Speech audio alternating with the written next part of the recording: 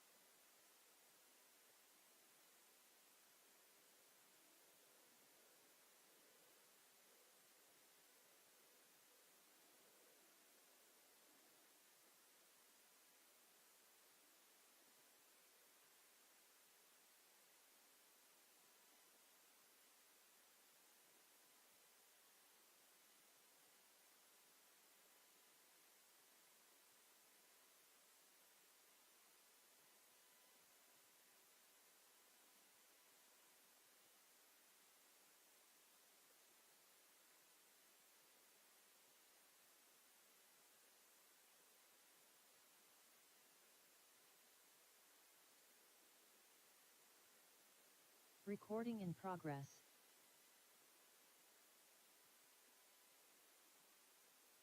Recording in progress. Recording in progress. Recording in progress. Recording in progress. Recording in progress.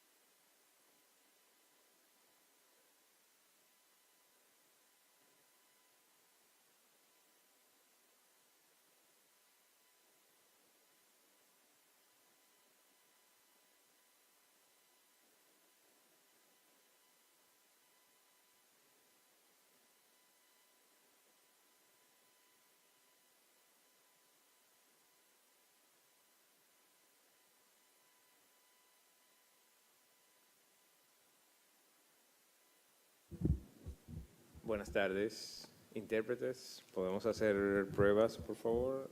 Si son tan amables, empezamos con el canal de inglés. Canal de inglés. Intérpretes, si me escuchan. Canal de inglés, por favor. Una prueba.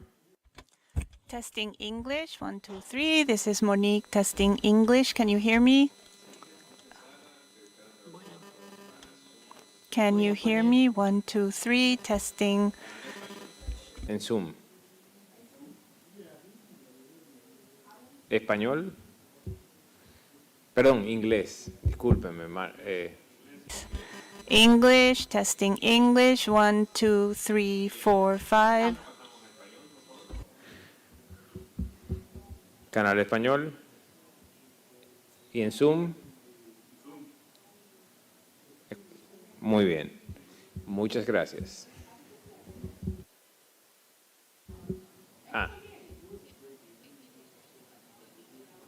El español de la segunda consola.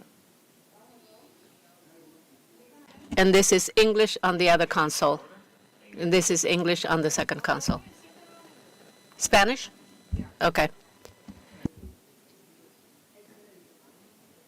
Muy bien. Muchas gracias a ambas. Quique, ¿qué tal tú en webcast? Bien, con todo, ok. Gracias.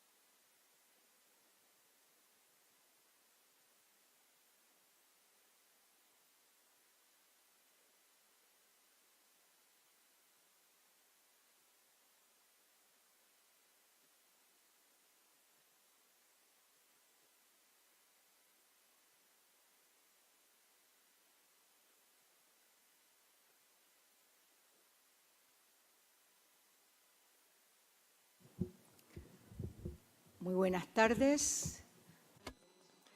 Good afternoon, everyone. We will now begin hearing number 5 for the Inter-American Commission on Human Rights. It's an honor to have you here in person during this 188th session of the Inter-American Commission. This is a hearing that I'm very excited to hear because of its title, the Community and Indigenous Media. And this was requested by a set of civil society organizations, and also that it has a regional nature. And that will allow us, and me personally, as a rapporteur for the indigenous peoples, it really has transcendental significance.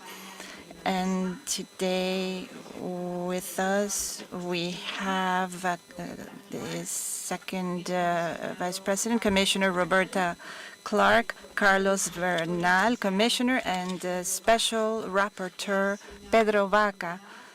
This is an opportunity that we must be especially grateful for with the organizations that have brought us here, because this allows us to have this information, which is the objective of this hearing. And it is a matter of concern, which is the situation of community and indigenous media in Latin America and in the Caribbean, on our continent.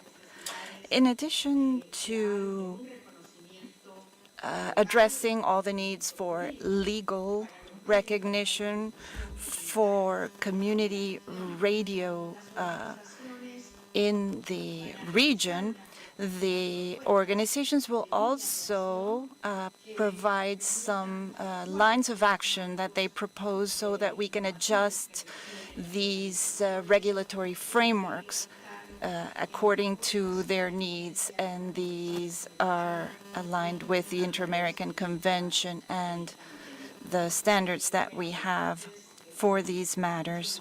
Many of you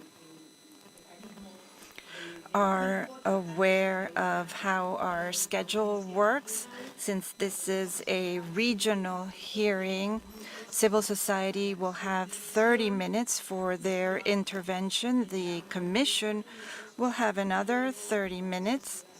And then civil society will have an opportunity to make their final presentations, and they'll have 27 minutes for that. We'll also have this opportunity, our special rapporteurship on freedom of expression.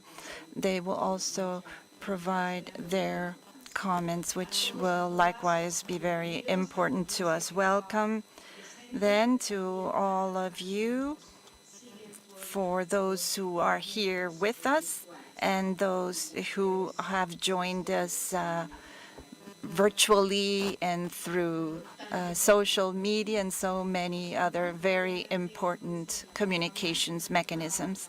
Now I will give the floor to the civil society party, asking them please to identify themselves for our records on this hearing. Thank you very much, Madam President, Commissioners, Mr. Rapporteur. It is truly an honor to be here, and it is an opportunity that we've had for the 25 years of the rapporteurship, and before that with the Commission. The Community Networks movement in Latin America and the Caribbean has made use of this system in a significant way with positive results. And this doesn't mean, and this is part of the reason for the hearing, that the states are necessarily enforcing the Commission or the Convention in this case. We are an association of community radio for Latin America and the Caribbean with Oscar Perez, who is the coordinator, Observacom, as a legal Council. I'm Daniel Loretti, and with us representing the Association of Mayan Lawyers and Notary. We have them as well. Then the Latin American and Caribbean Catholic Media, and the Christian Association, Communication Association of Latin America and the Caribbean. That's WAC ALC. The World Association of Community Radio is a well-known association. It has been a petitioner in different thematic hearings and country hearings in this commission, established in Canada, and its bylaws establish it as an association for consulting and exchange in service of community radio stations, founded in 1983. It brings together over 5,000 community radio stations, federations, and other partners in 150 countries. Observacom, known through this acronym, is the Latin American Observatory for Regulation, Media, and Convergence. It's a regional think tank. It is a nonprofit. It is a professional and independent organization specializing in public policy regulation with regard to media, telecommunications, internet, and freedom of expression.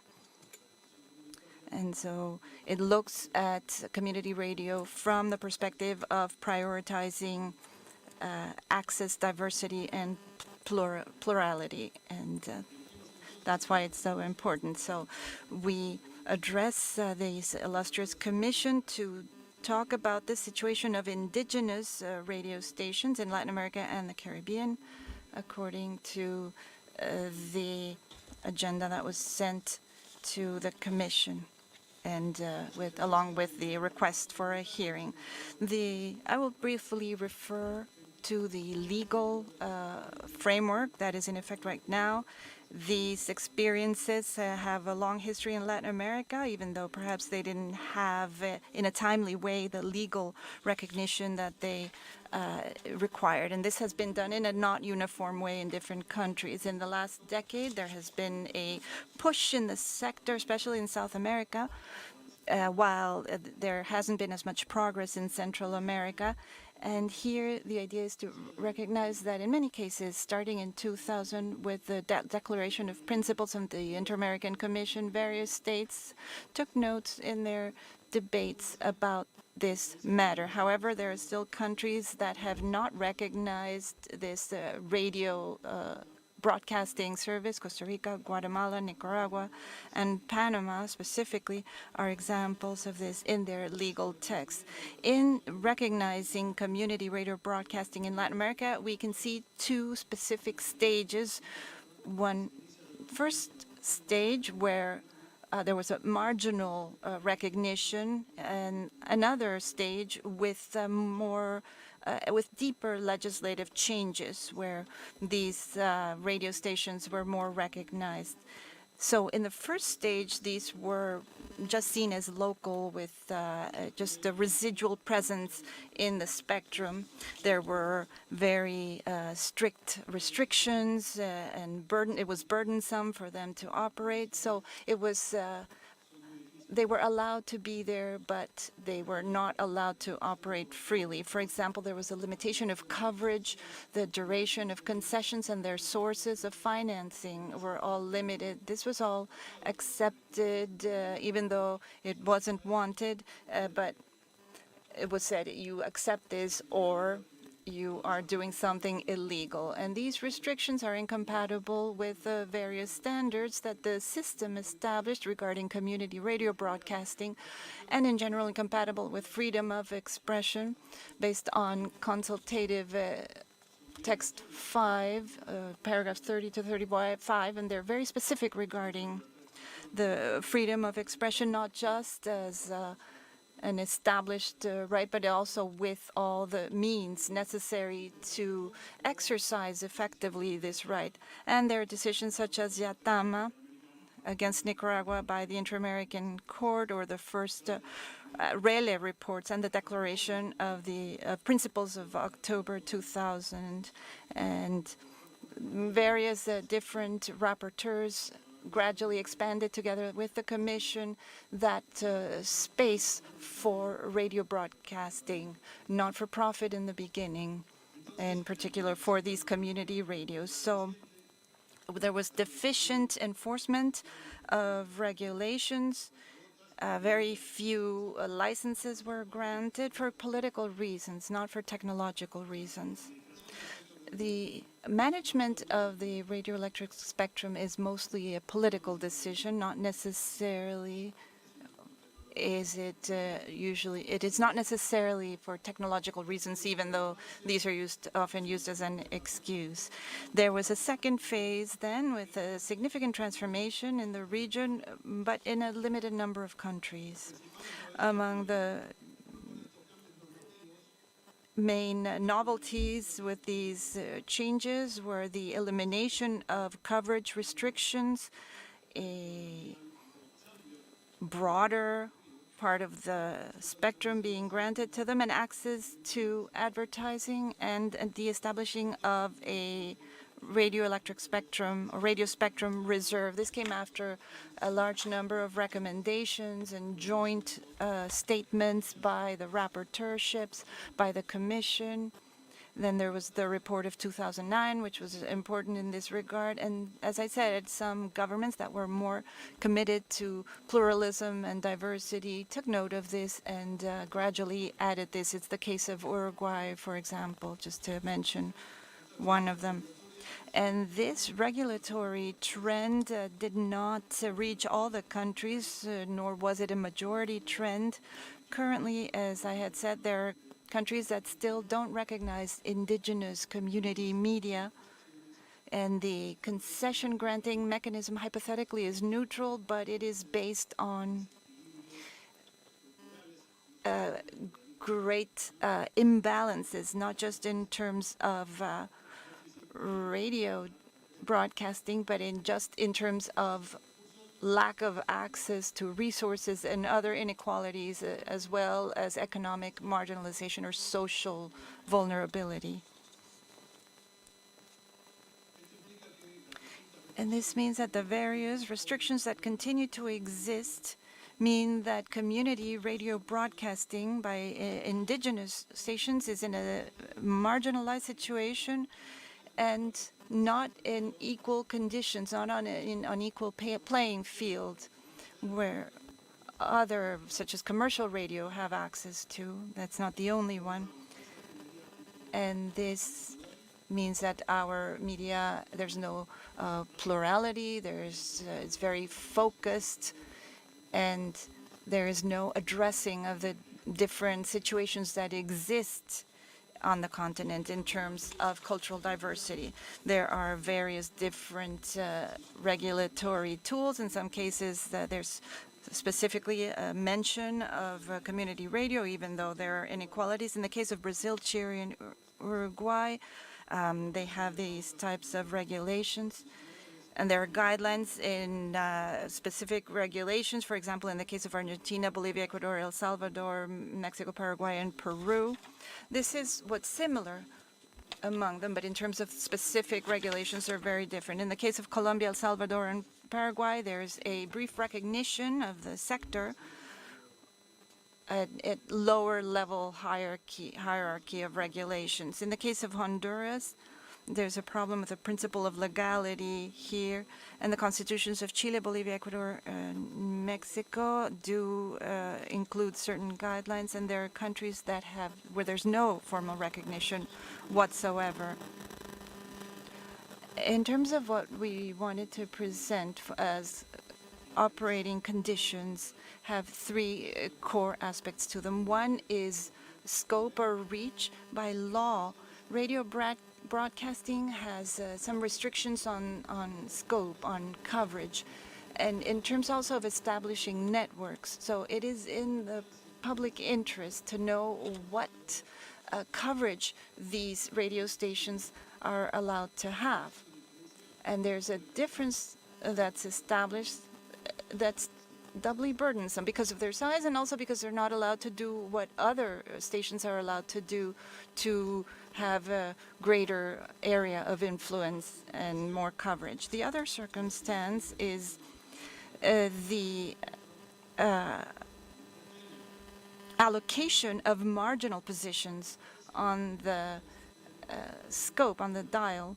So at the ends of the scope, where they're sort of confined to an extreme, that's where the community stations are, not the others. And this means also that in a hypothetical position where there's a crisis, the radio stations that have commercial licenses are always favored. There's also the inability to obtain real resources beyond the scope of their own coverage. There are phrases in the legislation such as they will only be allowed to receive sponsorship from those who are in the area of coverage. That's just a kilometer or a kilometer and a half for some of them. It's truly the community in the geographical sense, and they're not talking about a community of interest. Another problem is the existence of mechanisms and thresholds that make it impossible to access legal radio broadcasting situations. In some places, the problem arises because of mechanisms that exclude those who do not have the economic wherewithal. In other cases, access is not based on the economic situation, but there's a threshold of demands, of requirements. That means that an indigenous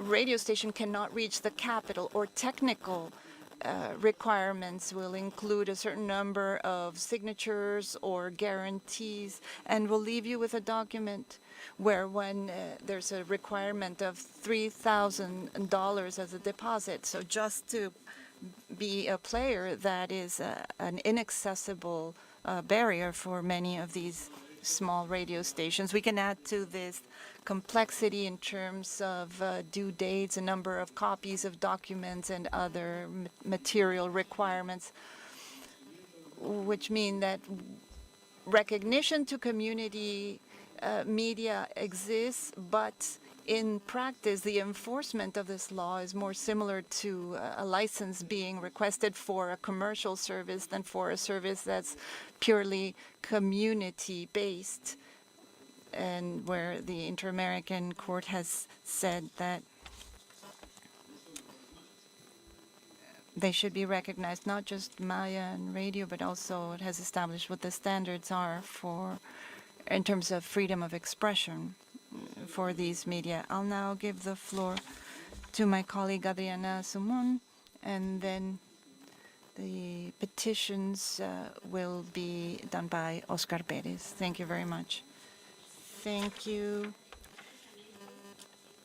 I will talk specifically about access to genuine resources and sustainability, and this is one of the elements of concern to indigenous community radio and community radio in general. There's a record of laws that establish recognition of the legal operation of these indigenous community radio stations. There are restrictions regarding access to sources of financing for these community media, mainly in terms of advertising and commercial communications. They go from complete bans to partial limitations of at different levels. For example, the full ban on advertising in the case of Paraguay, a partial ban in the case of Brazil and Chile that only allow for sponsorships or the mentioning of local businesses. In the case of Mexico, for example, only advertising from public organizations is allowed, and the possibility of advertising in terms of, but with restrictions on the communications. And where this happens, there is a small percentage of the funds that they can reach, and this impedes the operation of these radio stations. And this can be explained, for example, by saying that some talk about lack of experience and knowledge of those who manage community media regarding advertising and marketing. In other cases, it's the lack of coverage and the power, and there's a legal impossibility in many regulations that allow or impedes them to address certain situations that commercial media can, because they prioritize other elements regarding the official guidelines that exist in some countries. There is no significant weight of this regarding the financing. In reports the existence of obstacles for obtaining these resources that are usually allocated through processes that are not transparent and that favor a larger media. There are minimum level guidelines in some countries. However, official advertising gives very low levels of financing. In other countries, there are no specific references in the law. However, governments have developed public policies that include granting resources for media, communications media, regarding taxes or other fees for use of the spectrum, etc. Several countries have exemptions since they are not for profit, these services. And copyright matters are serious issues in some country where collective management societies do not recognize the specific details of the community sector. Other matters we'd like to talk about are the prosecution and criminalization of this in countries where there's no legal recognition of community radio broadcasting as non-profits. Those who are at the head of these media are risking having legal difficulties, even in the face of the jurisprudence by the Inter-American Commission.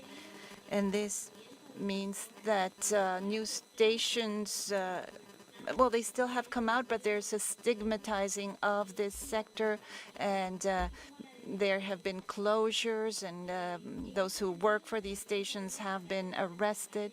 And we can talk about certain defamation campaigns in certain countries such as Guatemala. And even after a decision, some of these campaigns remained, and community radio stations were called illegal or pirate stations.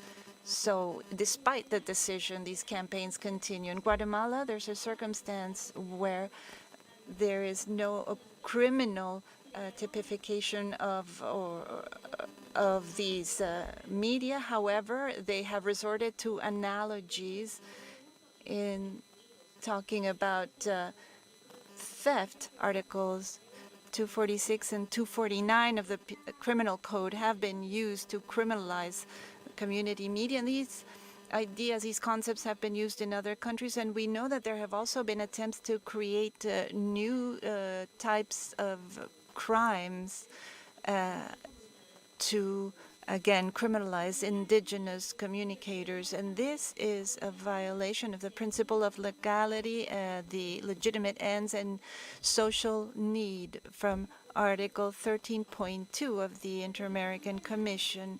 And criminal prosecution of stations that don't have the respective authorization also takes place in countries that in their legislation have recognized community media. The deficiencies in communications policies mean that many community media have not been able to obtain authorization to use radio spectrum, so they are operating without authorization, exposing themselves to sanctions. And what has been established by the Inter-American System for Human Rights is not being abided by. So they must respect the tripartite test in Article 13.2 of the Inter-American Commission. Sanctions for the irregular use of spectrum can compromise the fundamental rights of those involved and generate an inhibitory inhibitory effect on democratic debate, and that's why that type of criminal response should be avoided. And this is important because in certain cases, the governments, the states, for example, in the case of Guatemala, where the Inter-American Court has provided the decision, they no longer criminalize community radio stations, but there have been no affirmative action by having any kind of standard or by issuing some sort of guideline that the prosecutor's office can use to tell their prosecutors to stop prosecuting these stations. So if this is our situation in Guatemala, it's worrisome to think what could be happening in other countries. I now give the floor to my colleague, Oscar Flores. Good afternoon. We have 9 petitions and 1 ratification. I'll be happy to read them. The first one is that the Inter-American Commission, through the special rapporteurship, should always include in its annual report a specific paragraph on the situation of community and indigenous media of the region. As well, we'd like to ask the Commission to include this in the country reports in order to guarantee by the states the fulfillment of standards on freedom of expression with regards to community media. The second petition is for the Inter-American Commission to facilitate, accept, or promote ex officio periodically regional thematic hearings and country hearings in order to hear firsthand the state of community and indigenous media regarding their alignment with standards in order to guarantee a media panorama that is plural and diverse. Also, we petition the Inter-American Commission through the special rapporteurship to establish a permanent working group to meet with representatives of indigenous and community media to talk about the freedom of expression and how these media are fighting for this freedom of expression. And this can be a conceptual framework for the defense of freedom of expression, of community, of origin, of indigenous groups and social media or community media. Also, we ask the Commission to continue to urge the countries to adapt their regulatory frameworks to the Inter-American standards on freedom of expression to guarantee a media system that is more diverse and plural, always to benefit the quality of our democracies. States must look at their public policies, their laws, to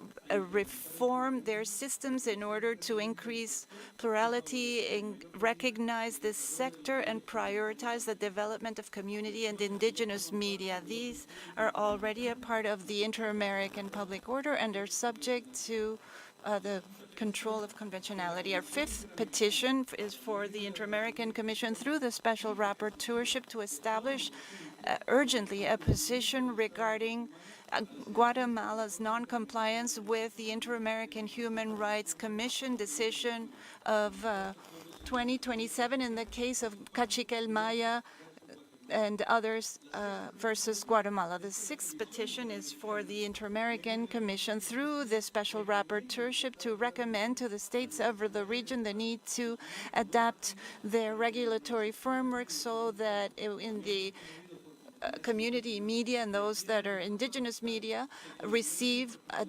adapted treatment in order to eliminate bureaucratic barriers, facilitate information to them in their own languages, and prioritize the allocation of spectrum for these indigenous media, at least in the geographical areas where most of them are present. The 7th petition is for the Commission to ask the governments of the region to detain any judicial process against people that have operated or been part of a community media that have not been officially recognized in that country, or the possibility has been left open to apply different norms since these repressive norms are contrary to the standards established by the Inter-American Human Rights. The 8th petition is for the Inter-American Commission, by way of the Special Rapporteur, ask the states of the region to undo the effect of what has been impeding these media to operate and all the inequalities that this contains, so that in such a manner they can make function a communication media that is diverse and plural. And the 9th petition request is that the Commission, by way of the Special Rapporteur, continues to ask the states about their communication policies within a judicial or legal framework according to the 2000 and the jurisprudence of the Inter-American Court.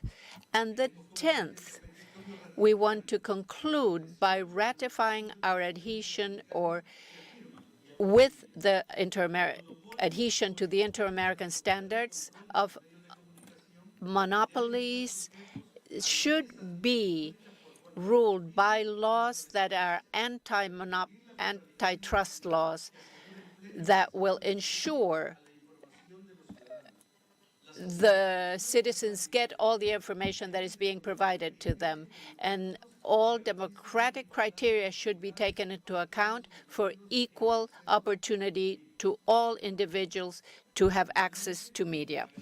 And finally, we thank the Inter-American Commission of Human Rights and the Special Rapporteur for having taken care and listened to our petitions. So once again, thank you very much on behalf of Amat, WAC, ALC, Signis, and Observacom. No, thank you very much to you for all the information you have provided, which is very valuable, precisely to take care of this situation regarding human rights of the community communication media.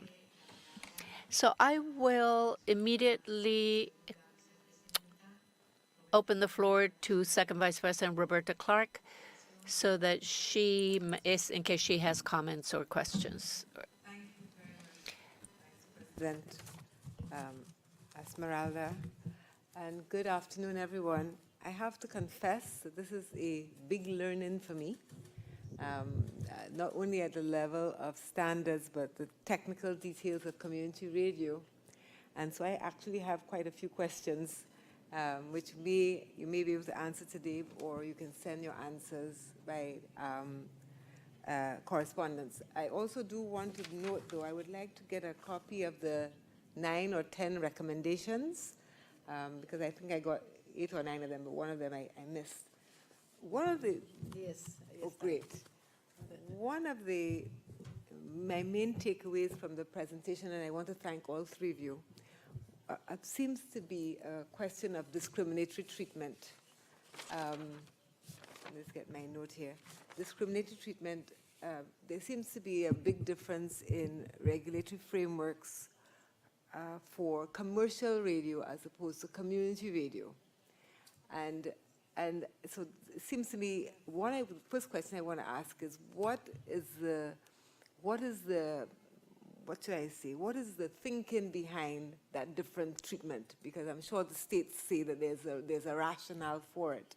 And it'd be interesting to hear what that rationale is. But the distinctions that you all have highlighted for us, the lack of equal conditions. So, for example, the ability to attract finance through advertising, geographic limitations to the reach of the bandwidth, things like that, seem to be quite discriminatory, and in a way that may not be, there's a difference between distinction and difference. But this difference seems to, I would like to hear what is the justification for this dramatic difference in treatment, and do you all consider it discrimination, and have you raised it as discrimination in national and country level litigation, and have you raised that, was that raised in the Inter-American Court's consideration of that Maya case? And then I wanted to just get some clarifications. You said that some countries don't recognize indigenous media, or there's no formal recognition. And I wanted to know, is this a question of an active non-recognition or an omission? Is it just a lack of policy, or is it an active avoidance of recognition? And so basically I'm asking, is that direct or indirect discrimination? I guess that's my bottom line question there. And then you said something about the lack of equal conditions, and I just wanted to hear a little bit more about the lack of equal conditions. I guess over and over, I'm really thinking about the discrimination that seems to be embedded in the absence of restrictions and in the differential conditions that are faced by community radio. And then finally, do you all have any information on community radio in indigenous populations in the Caribbean, in Guyana, in Suriname, or in Belize? How does this presentation apply to the Caribbean? Gracias, comisionada. Thank you, Commissioner. Commissioner Carlos Bernard. Thank you very much, President. I would like to thank the organizations of civil society for bringing this up for us to consider. And I would like to pose 4 questions regarding certain areas where I would want more detail. If you could please provide more arguments for this that would better illustrate and would also illustrate for those people who are listening or looking at this presentation. This is a regional audience where some countries have been mentioned. I would like to know if you could provide a bit more detail regarding better practices in some countries where there are good practices, if you could give examples. And also what Commissioner Clark said, what is going on in the Caribbean. I would also like to know if you could provide us any information about that. It would be valuable. Apart from this, I would like to learn more about the value that you give to the impact of these obstacles for the indigenous community broadcasters can broadcast about the external pluralism of media. The third point, what is the impact of these measures on the rights to expression and cultural expression of the indigenous people? And my last point, perhaps if this is within the radar, you could give me information. Otherwise, it's not a problem. What is the impact of digitalization of freedom of expression on these obstacles or barriers? Because this is a problem that perhaps is not as big or as terrible now because anybody could do a podcast? Or is it precisely the opposite, that here there is not an audience that we can reach by way of podcasts, or even worse, even that will be controlled or limited? So I would like to know about that also. Thank you, Commissioner. So I will hand the floor to the Special Rapporteur. Thank you very much, President. First, I'd like to greet and thank the Commission, because this is a welcome not just for the people that are here, but an acknowledgement of the work throughout many years that has been done by Adriana Sunum from the Legal Association of Mayan Attorneys and others, because they have posed something that is not only important, but I'd like to greet and congratulate the organizations that presented, because many times it is just thought as a periphery. But when we speak of frequencies, radio spectrum, we realize that some of the decision makers may empathize with what has been said here today. So this committee for around 20 years heard similar things. And it is also important to acknowledge that even though there are many challenges, the inter-American systems has been part in different spaces and different conversations that have different levels. But I would like to know, and they would also perhaps benefit from these conversations we're having here. I think that media in general, ecosystems of media, are designed to be as plural and diverse as the society or groups that they are broadcasting to. So I would say that it is the diversity of our societies. If we have countries or cities where there is a large presence of indigenous communities, then it would not be surprising that it would be surprising that there's still obstacles for these groups. So we can also maybe broaden this to this stigma, it being racial and different types of discrimination, because this creates an intersection with all the systematic rapporteurships that the Commission has. So this takes the strategic plan of 2023-27. It will establish a working plan that some of these situations that have been posed here today should be then taken into account at those meetings. And we have taken note very judiciously everything that has been reported here. The community media has to be viable. It's not enough to just acknowledge them, but there has to be a structure that is social, political, technological, and they should be free of all discrimination. And I join those who have said this here before. There is a very important part, one of the very important parts, that the last sentence of the Inter-American Tribunal Court says, is when they spoke of the case Maya Cachiquel. So a very complex case, and that has been stigmatized and criminalized. I think that the court sent a very strong message that the more you protect the community media, you are also at the same time combating all these prejudices that exist within our societies. So there should be no retaliation in a democratic society for making comments. So I think that is the gist of what the court was trying to say. So this audience is an audience that takes place 20 years after the first, and there have been different reports, there have been sentences, there have been declarations of principles and freedoms during these 20 years. So it is frustrating to know that many of these barriers that have been exposed here today still persist. So I would like to go to a series of questions that are also related with the petitions that were made.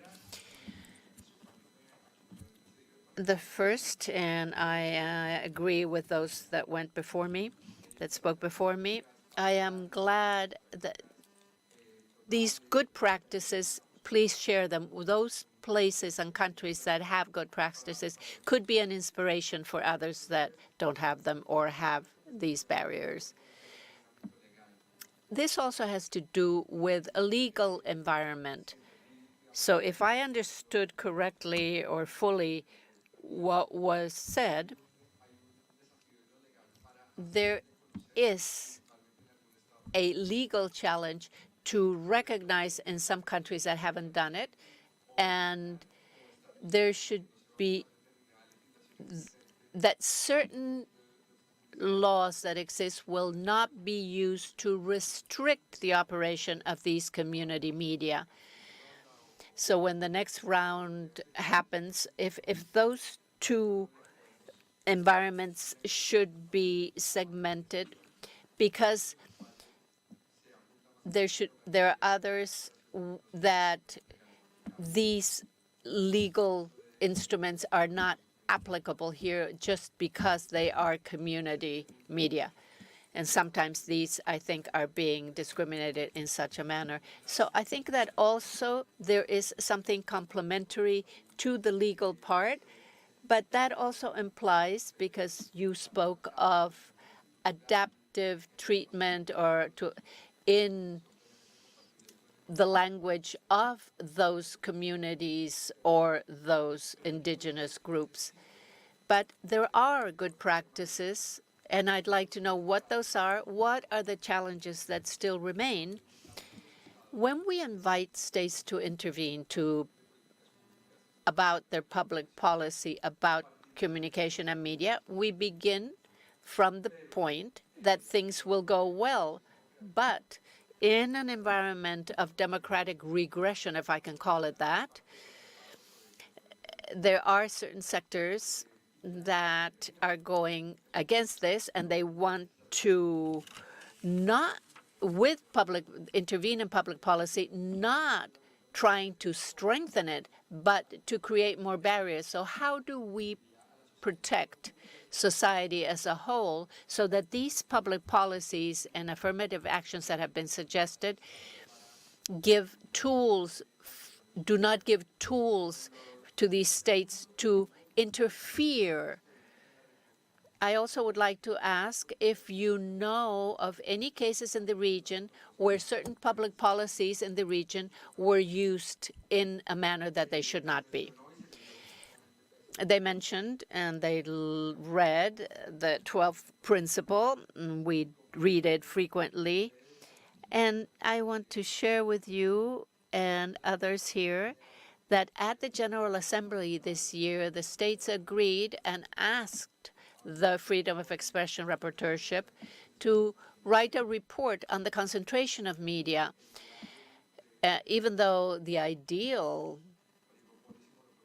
that monopoly conspires against democracy is that something that it also implies, as well as it exceeding these types of media. So if you could give us a reflection on this point, what are the possibilities that the community media can provide something to the rapporteurship who is working on this and goes along this first intervention here, this first speech, that a lot of this is still analog in certain areas and remote areas, perhaps that is necessary. But where are you looking towards as community media? Because is there an opportunity in this field? Is that of high restriction, that everything is analog and AM? So at the same time that every technological support for AM is decreasing. So this is creating a barrier just because there is less technology that will receive this signal. And then there are things within the petitions that will go through the commission. But some data or information that may be interesting for this dialogue, the Rapporteurship on Freedom of Expression does it country by country. They don't do it, but there is a part that is called the fight against discrimination and exclusion. So we usually integrate community media in that area. So to do this, we need the availability of information, and we invite you formally to please send this to us so that we can integrate this to that is being done country by country. The working group, I think that is very interesting, and the rapporteurship, we should ask who would be the sectors, the actors that would be part of this working group.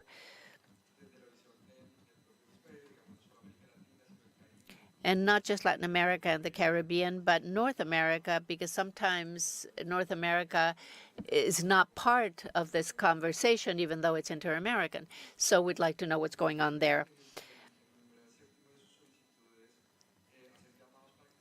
In the seventh petition, sanctions that could be criminal sanctions and others.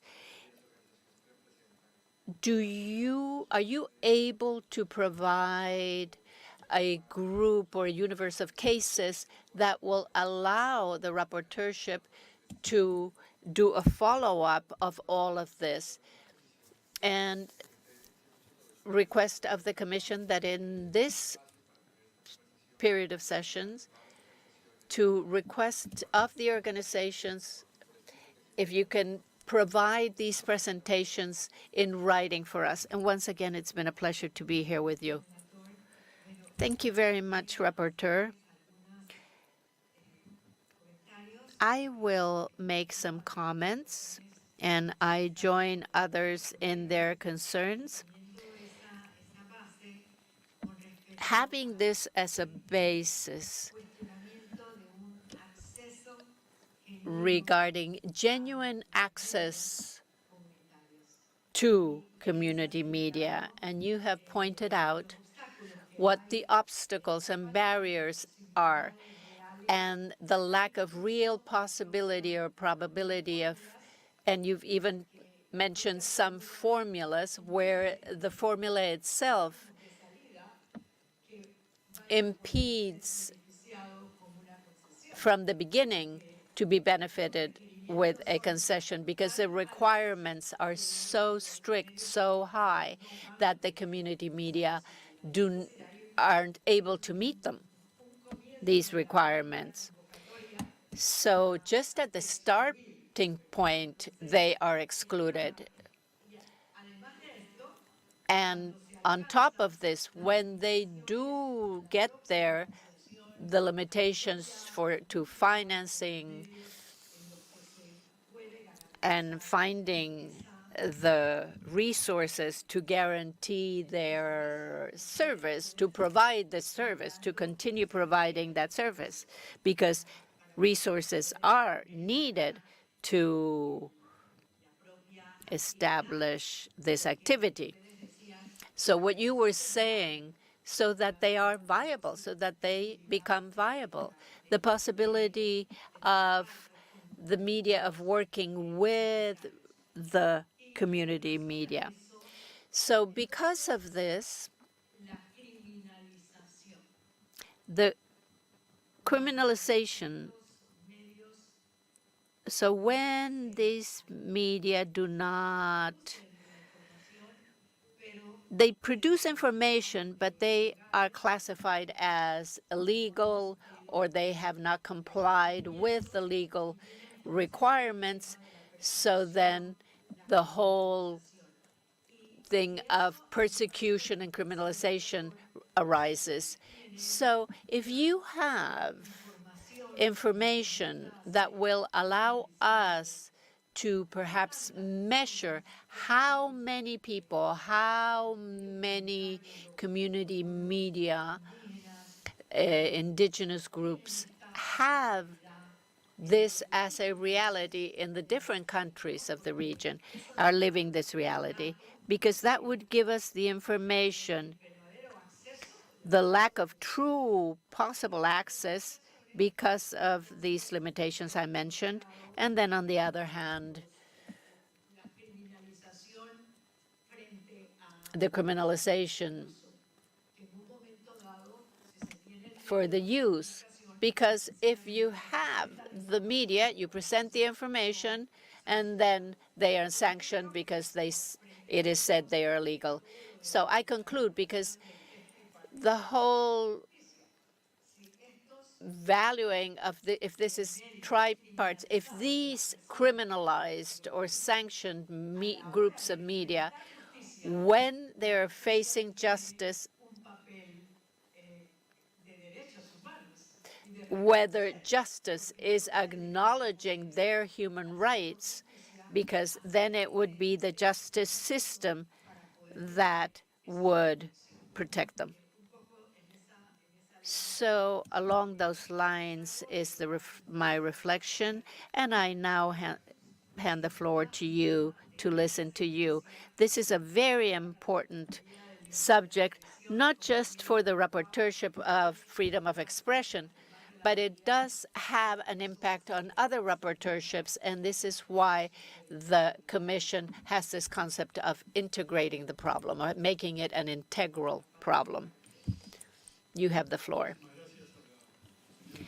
Thank you very much, commissioners and the special rapporteur. This is almost a doctorate exam to a postgraduate exam. So let's try and answer some of the questions about the digital environment and the spectrum. I will try to be brief and understandable. If we look post-pandemic, the 120 resolution, etc., about the degree of coverage of the broadband, not only in teledensity, but within regions, radio continues to be the main way of obtaining information. Apart from this, there are 2 or 3 technical elements that go hand in hand with what was being said. First, listening to the radio, it is still a right that can be done anonymously. Nobody is measuring or taking into account what it is that I am listening to. And I think this is crucial. This is very important. I just put this, it is still anonymous. It is still unlimited, and it is still free, gratis.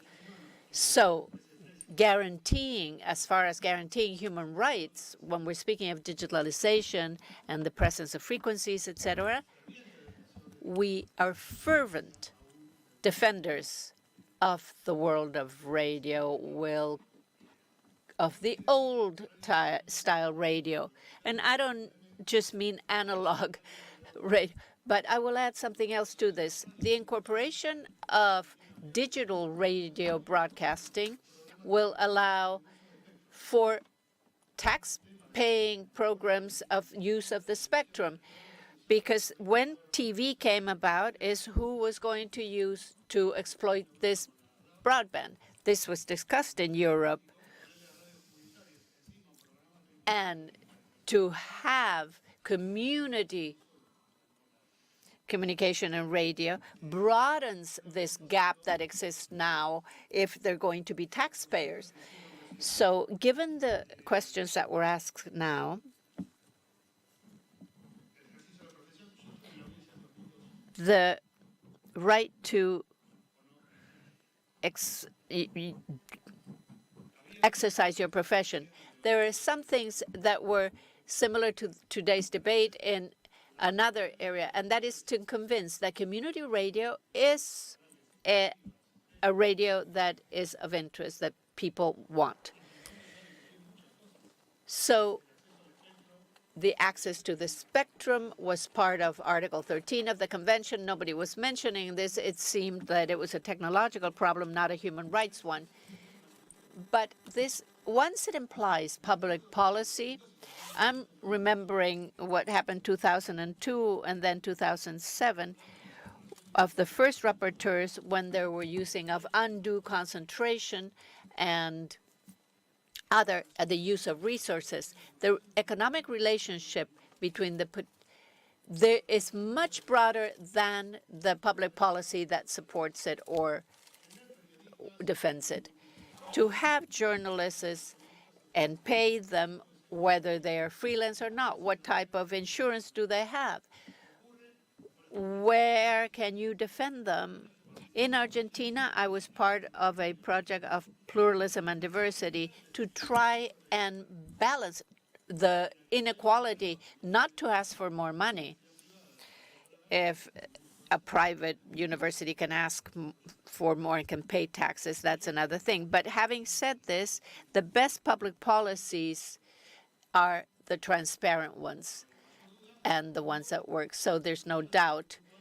Of course, there are vulnerable situations that are a separate issue. And I give the idea of public policy. Public policy is broader, larger than what we're backing. Because if taxes favors the commercial broadcasters versus the non-commercial or community ones, scale economies, economies of scale, how many accountants does multimedia need, or how many accountant offices, or how much are we paying an accountant? Perhaps I'm being too detailed, but that is the reality of things. It's how much you pay, and let's see how many of these media, these distortions should be part of public policy, or are part of the public policy, or are contained within it. And so this will allow us to write a report. It's more than 500 pages, and we can go back to it to refer to, and we're here to help you with that.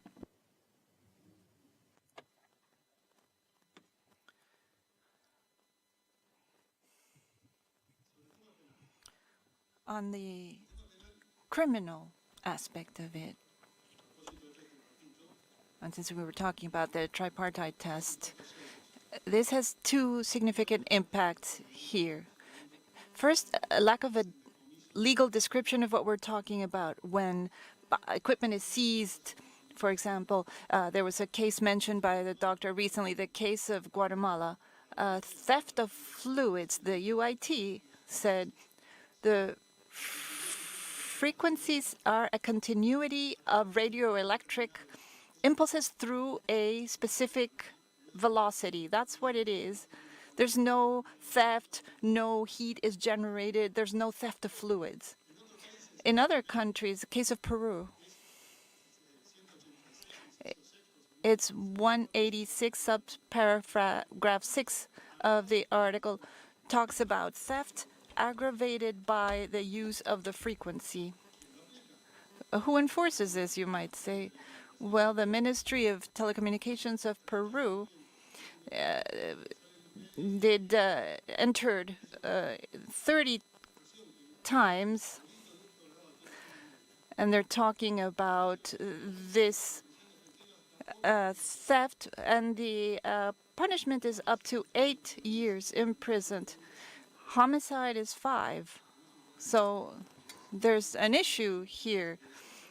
There's something illegitimate that's being protected, and there's a very important and clear issue of proportionality. So we asked the Commission to urge the countries to deal with this. In France, it's 175,000 euro fine if you steal the spectrum.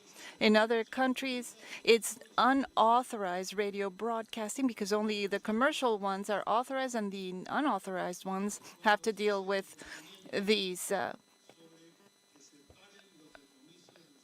sanctions. So this would be one of the cases where you have to draw that line. We're taking from the interpretation of the Radios Mayas decision. They don't say to the radio, close, shut down, and wait until there's regulation by the state. They said, no, they can't be touched. You can't discuss their condition until the state regulates as it should. So they're exercising a right that the state cannot repress unless they establish limits in the duly proper way. And they have to establish conditions so they can act legally. Good practices or best practices. There won't be enough times. I could do a listing of specific cases. I'll leave the document. On the criminal issue, even when there's no explicit description of a crime in the code, there's also a theft of signal. If somebody takes the signal of another to reproduce it for themselves, there's a discussion on intellectual property, but it's not on use of frequency, and this is based on a discussion of intellectual property. Then in Mexico, again, there are some byways and different ways. So criminal sanctions are being used in different ways. Criminal disobedience, for example.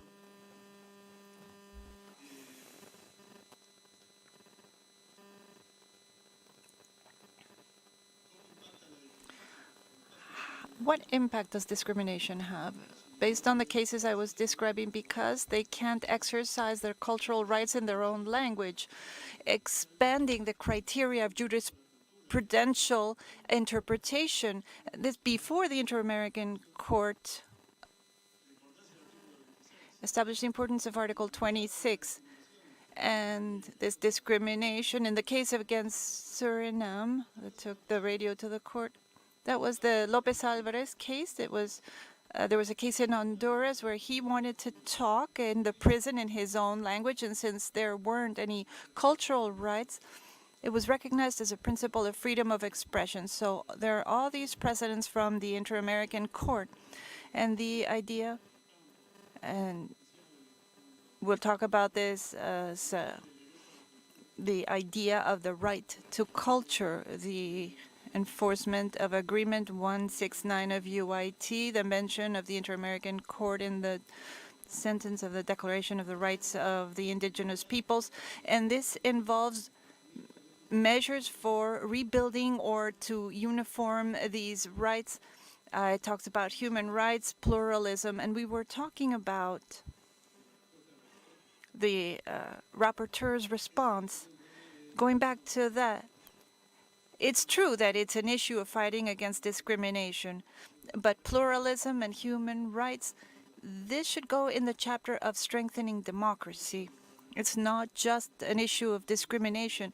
It's an issue of the constitution of democratic system and media that allow for everyone. There was a Canadian who said the media have to be a mirror and a window to see yourself reflected, and a window so you can see the world and the world can see you. Thank you. I just, to save time, and then I'll give the floor to Adriana. I just wanted to mention 5 things. I agree that it is a good test that you have set up for us, and we thank you for these excellent questions. They do satisfy us as a movement for community radio broadcasting, because we know that our interventions will resound with you on the Commission. As did the rapporteur, I want to agree with this. It's symbolic that 20 years later we are here, and we said that at different times and with different radio stations. It's very symbolic that 20 years later we're here again before the Commission. And I think the report is clear in recognizing that progress has been made.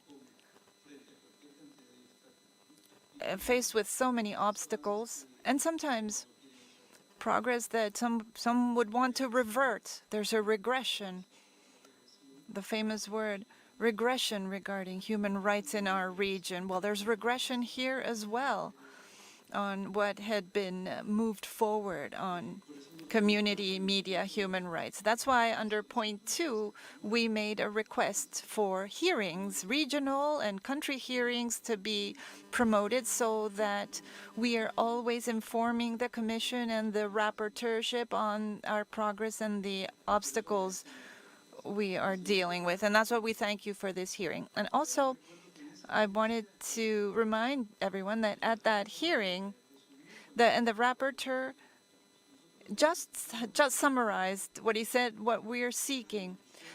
Community indigenous radio broadcasting is a diverse and plural system, and we want it to be able to operate. State and public media, commercial media, and nonprofit media, and community and indigenous media all should be able to operate. And we've talked about this to representatives of the large commercial media. We're on the same side of the river. We're not against them. We just want to strengthen this important media that is radio. In cities, radio, yes, has lost ground to TV and social media, but leave the cities and you will realize how important radio is and giving a voice to those communities precisely that are asking their governments and their local authorities for a voice precisely. So it's a proposal, and it's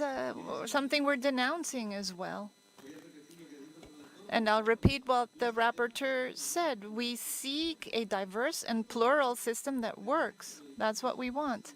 And we said it almost 20 years ago. We are not interested in making laws. We want to be operating our radio, but there's no national legislation that allows us for our community and indigenous media to operate. It's not that we want to be outside the law. We want to be within the law of the state, but it's the states themselves that don't want to allow our community media to operate.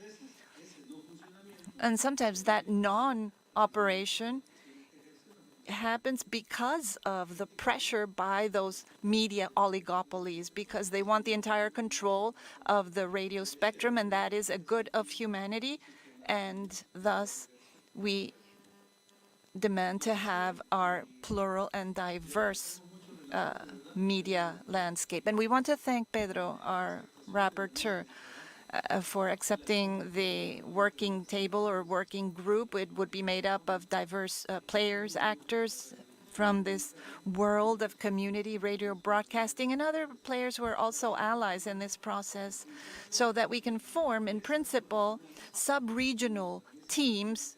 There would be the Mesoamerican team, Mexico and Central American, the Caribbean team, the Andean team, and the Southern Cone team, or table as we call them. So we would be building these sub-regional tables or groups, and will submit a series of proposals so that together we can embrace that process. It will require yet another push in this struggle to democratize communication.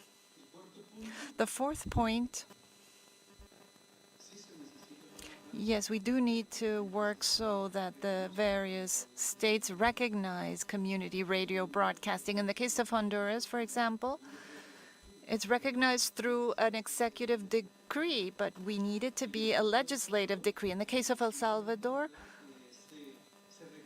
it's recognized, and that already is a significant step, a positive step, a gain. So community radio broadcasting is recognized, but no spectrum was reserved for it. So it's just pro forma. In the case of Nicaragua, well, it's a painful example, Nicaragua, and there's no legislation that recognizes it. And Costa Rica didn't even want to debate the various projects presented by civil society to democratize the spectrum where there would be space for community media. There's no recognition. In the case of Panama, there are A and B type frequencies. B were all the same before the law, but some are more equal than others. That's the A's, but the B's.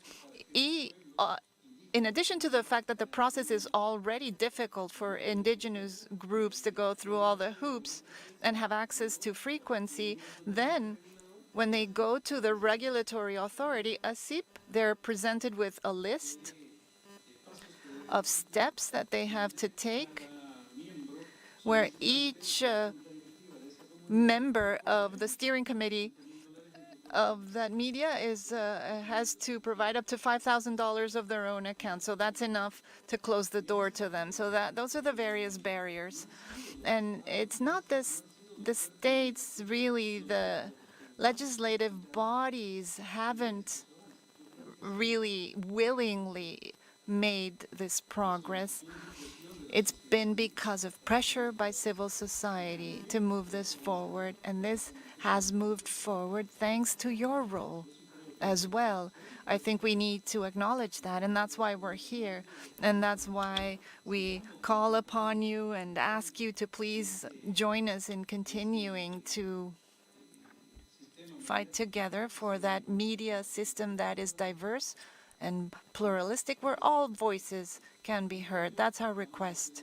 And then we will submit to you a set of documents as support for what we're saying, and we'll leave also this document that we've presented today. Thank you very much. Thank you. We don't have a lot of time, so I'll try to be very specific as well. My colleagues have already given a good explanation as to why we're here and all the problems that we're facing in each one of the countries.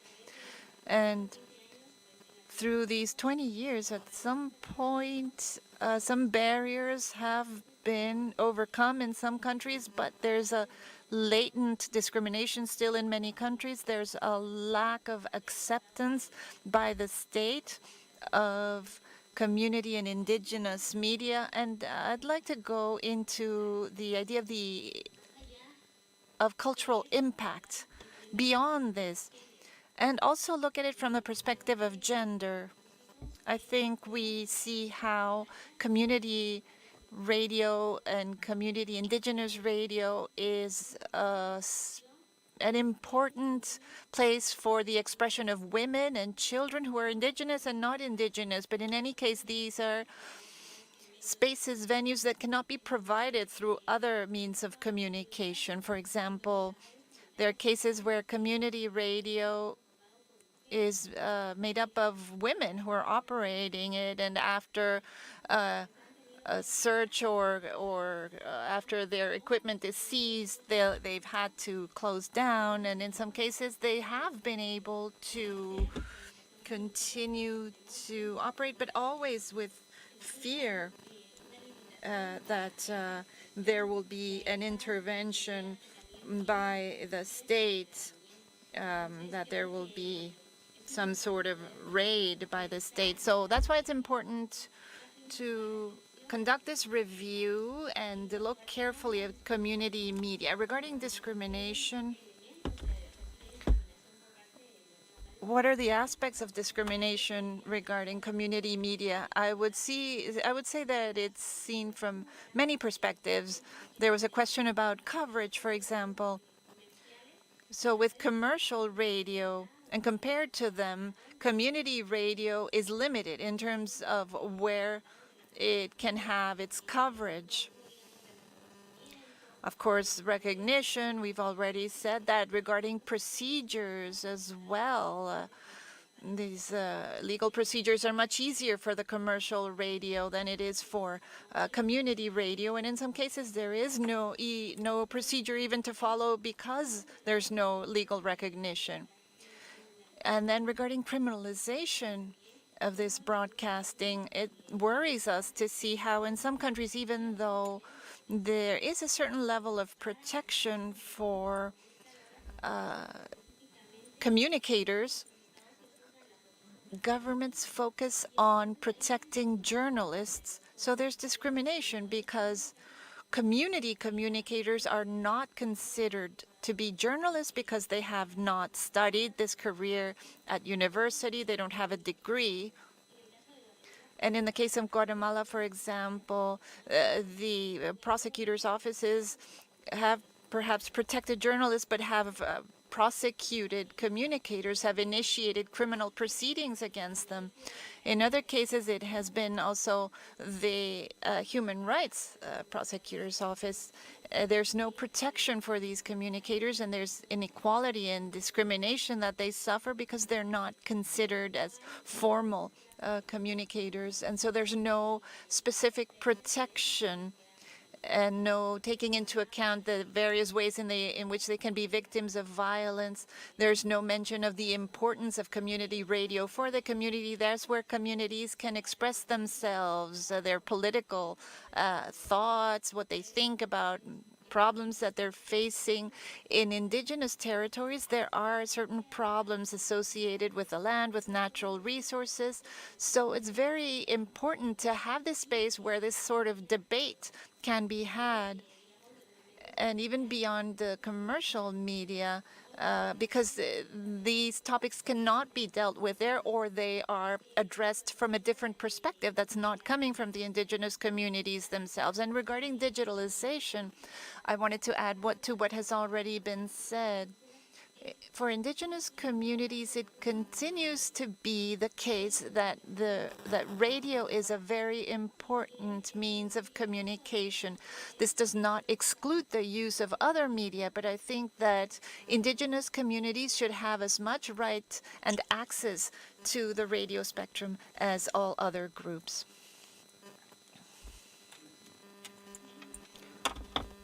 Can I answer in Spanish?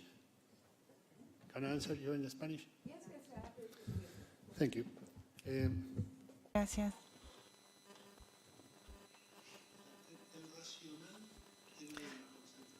The rationale regarding concentration of power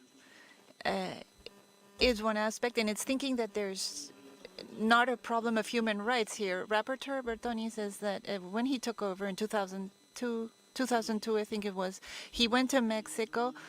That was one of his first meetings. He went to talk to the Secretary of Communications, who's in charge of managing the spectrum. Maybe Bertoni will correct me, but I think the Secretary said, and what do I have to do with human rights?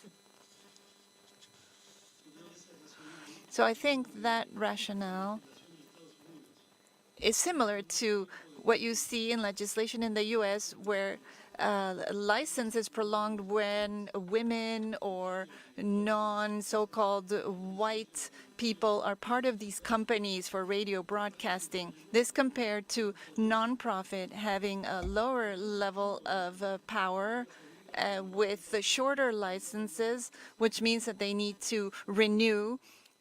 With the commercial ones, renewal is automatic.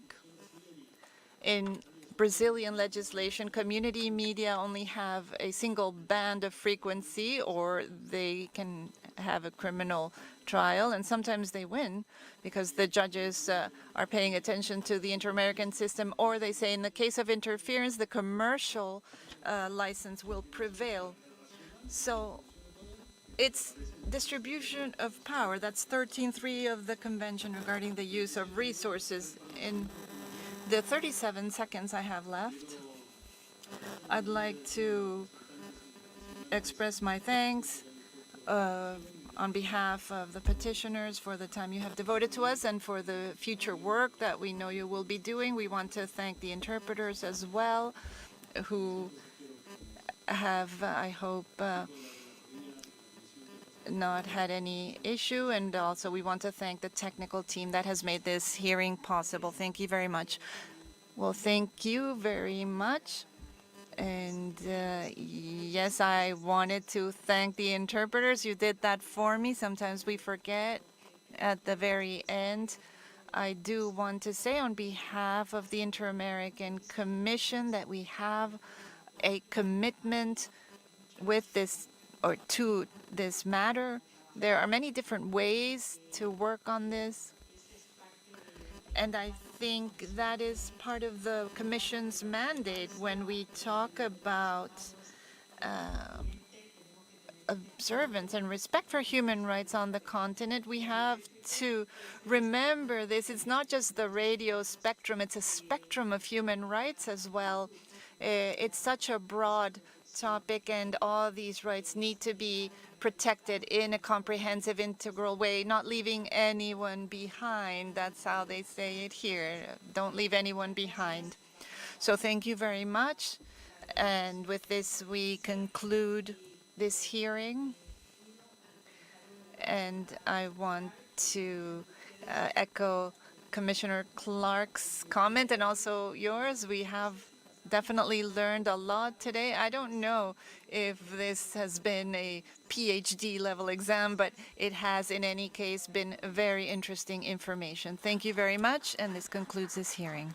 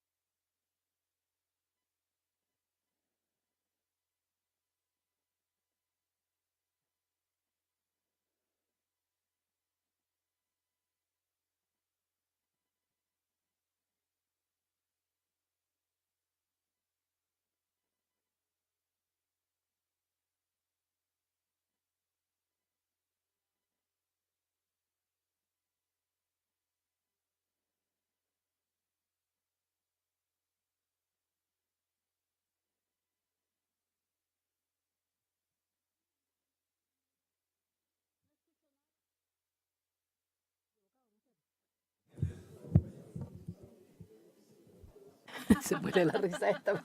Hello, it's because you were on the wrong channel. This is English. Vaya. No, no escucho. Ahora sí, recién se escucha.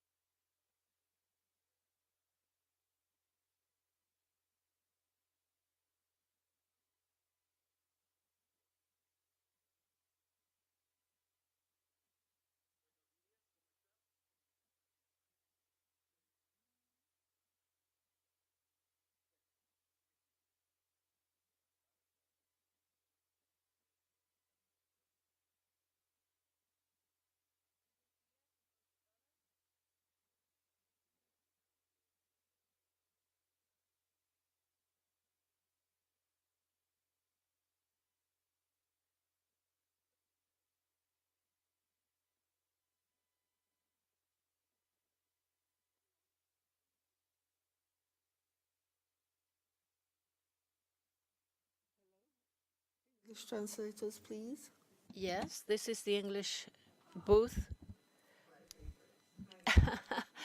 We're here.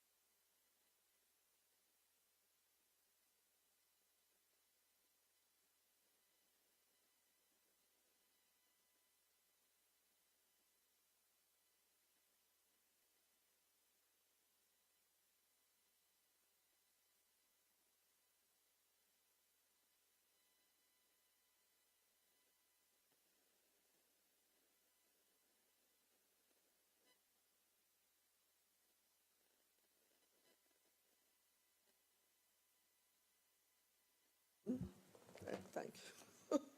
Good afternoon, everyone.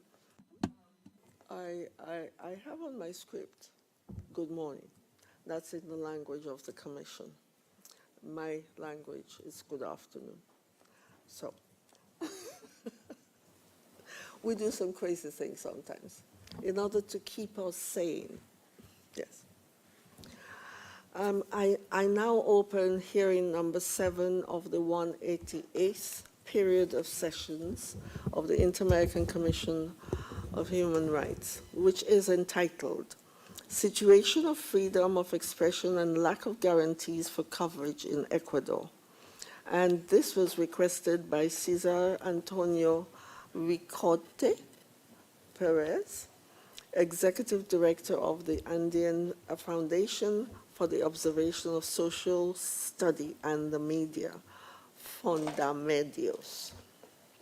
My name is Margaret May Macaulay, President of the Inter-American Commission on Human Rights, and I am accompanied by the second Vice President, Roberta Clark, and also the Executive Secretary of the Commission, Mrs. Tanya Runo-Panzi, and the Special Rapporteur for Freedom of Expression, Pedro Vaca. I begin with the most warm and cordial greeting to the state and to civil society and the United Nations expert. Where's the United Nations expert? Oh, it will be online. Oh. There. Oh, yes, there you are. I'm sorry, you're so close, but yet so far. I proceed now to explain the distribution of time. Civil society shall have 20 minutes. The state of Ecuador shall have 20 minutes. The United Nations expert shall have 7 minutes, and the Commission 20 minutes, and then responding comments from civil society 10 minutes, and responding comments from the state for another 10 minutes, and then closing remarks from the Commission will be about 3 minutes. Civil society, you have the floor. Thank you. Señora Presidenta, señoras y Madam President, Commissioners, Executive Secretary, Rapporteur, good afternoon. We are also greeting the state of Ecuador, and we have Mr. Ricardo Rivas. And, bueno, primero, por favor, fíjense en el reloj. Y segundo término, los intérpretes piden que todos hablen a una velocidad normal y no corran. We are here at this audience, Ricardo Rivas, the brother of an assassinated, murdered journalist, Cano Noroña, who's in exile, and another journalist who is an ex-candidate to the presidency, Mr. Borja, independent journalist, Miss Espinosa, that is in Fundamedios, who works for Fundamedios. and I am one of the founders of the organization. We also thank Voz del Sur, who is a co-petitioner. We thank the Honorable Commission for having granted us this audience after many years to provide information on the deterioration of the safety and lack of guarantees for the work of Ecuadorian journalists. I would like to cite something that is very relevant historically for this situation. Between 2007 and 2017, the Ecuadorian press was suffering political attacks because it was an authoritarian regime, and we were persecuted with trials, actions against journalists, closing of newspapers and broadcasters. This was documented by the Inter-American Commission in their annual reports of those years by other means as well. So what happened during that decade, there was Torpe de Sananza, who visited us along with the United Nations. In the report of that visit, there were recommendations that are very relevant even to date. For example, to research in an impartial manner those crimes committed against journalists, to establish a program to protect communicators and do this along with civil societies. These recommendations have not been implemented in 5 years. After this period, journalism was very debilitated, and Quito is the only capital in Latin America where there is no written press. One of the main cases was a newspaper that was sold to Angel Gonzalez in Mexico by a corrupt means by the previous government that I mentioned. And this medium is dying, and the rights of workers and journalists in media are being violated and infringed upon. In March of 2018, Paul Javier and Efraín from the newspaper El Comercio were assassinated, and this was marked by other death threats, exiles of other journalists, and lack of guarantees to work in the press. So it was established that the Ecuadorian state has constantly received recommendations, observations, admonitions by this honorable commission and from the international community. But the government is still negligent, and there is no action taken in this regard. We do have some positive actions by a new law that was originally a repressive thing, but not enough measures have been taken to guarantee and protect the exercise of the media. However, there's high risk in Ecuador still to do this type of work, and there's a systematic and continuous actions against them by the politicians. There are still murders, closing of newspapers, and internal movement of journalists from one place to another trying to protect themselves. In 2022, Fundamedios had 326 aggressions against the media. That's the second highest of our monitoring. That includes 3 murders of journalists, attempts against different media, explosions of bombs at the houses of journalists, and attacks on journalists when they have been protesting, in 2022 especially. In 2023, we've had 220 aggressions so far, and they are increasing day to day. We have to say there are 9 journalists that have taken to exile, and there are 61 violent actions in the elections. The murder of a presidential candidate, Fernando Villavicencio. Information and what you will listen to now gives a face, a human face to this. So Ricardo Razo, my colleague, will speak. My brother was murdered, and I have no justice or truth, just impunity so far. So since then, all this continues, and last year, Ecuador became part of the statistics again with 3 more journalists murdered.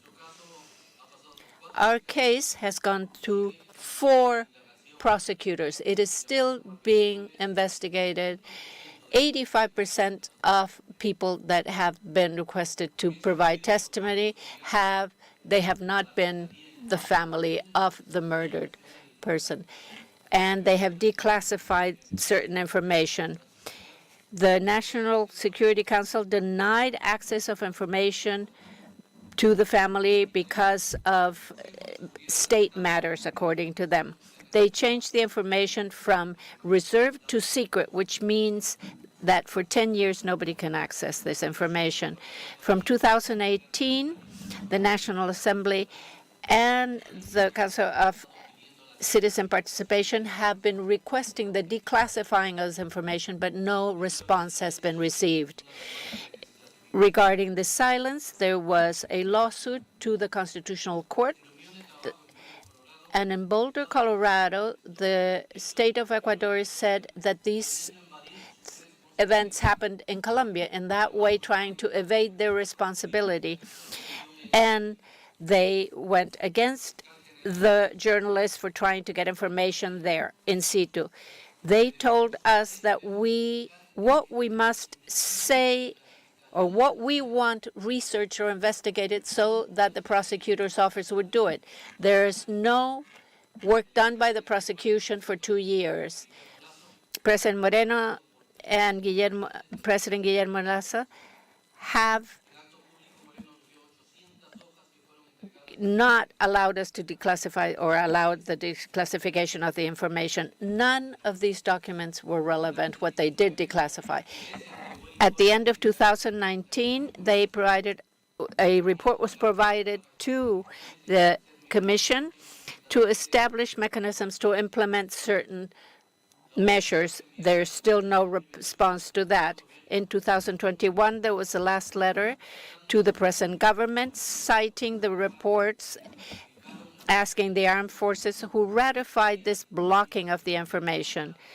The prosecutor's office said they have not finished their work, and the Communications Council said that the percentage of journalist aggressions have happened, but they never referred to our case specifically.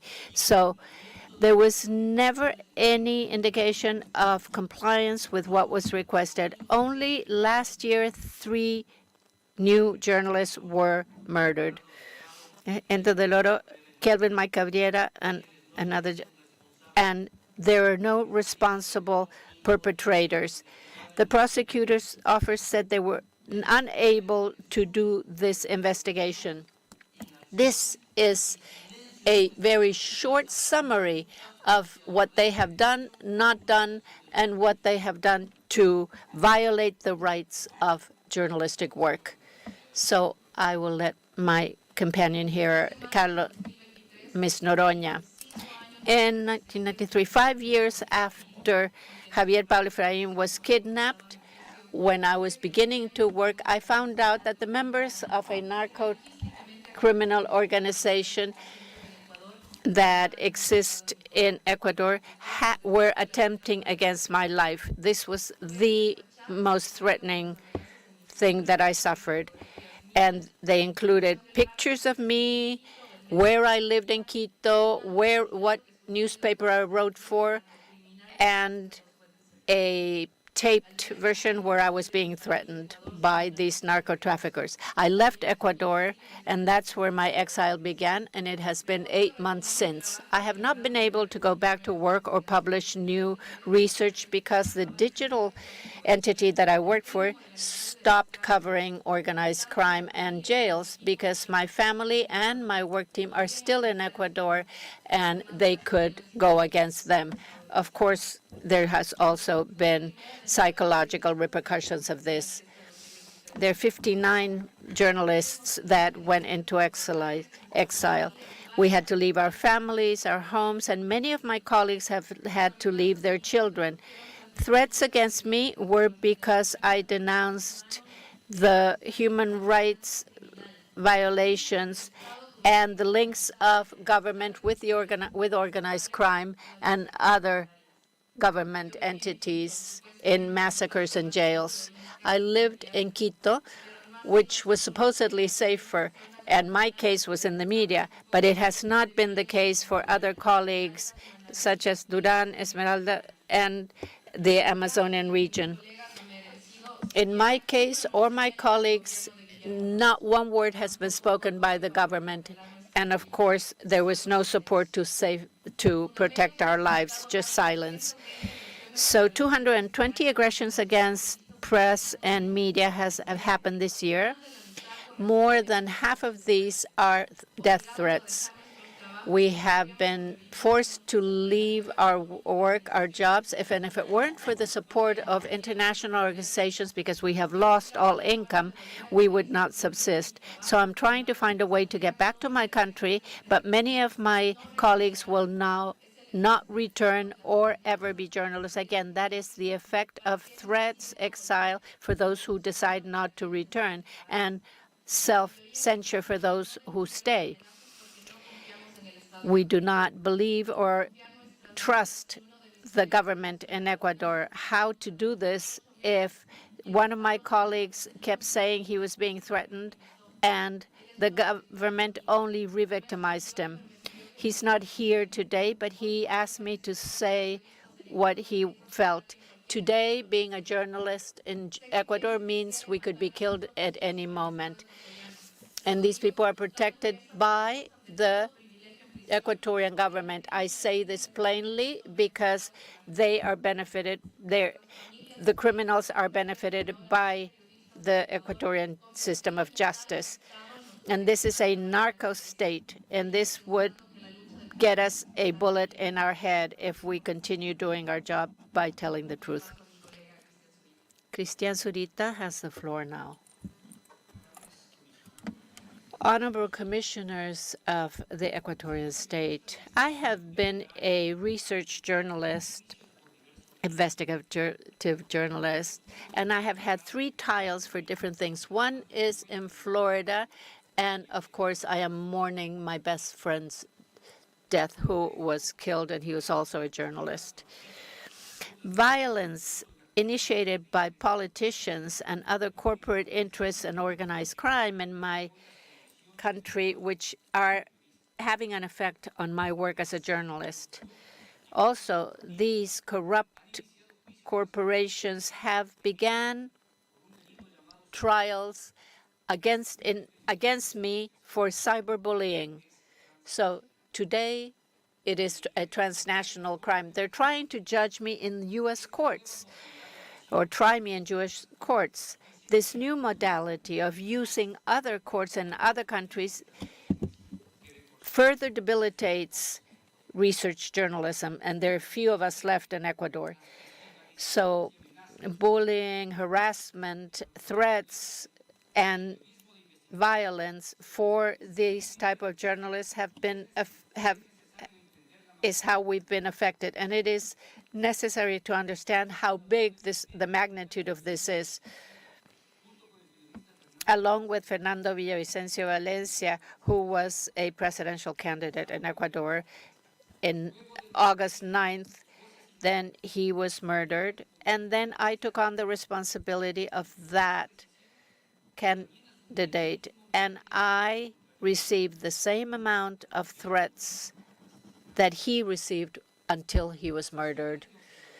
So observation missions and electoral observation missions acknowledge the extreme situation of violence that exists and that existed during the last election.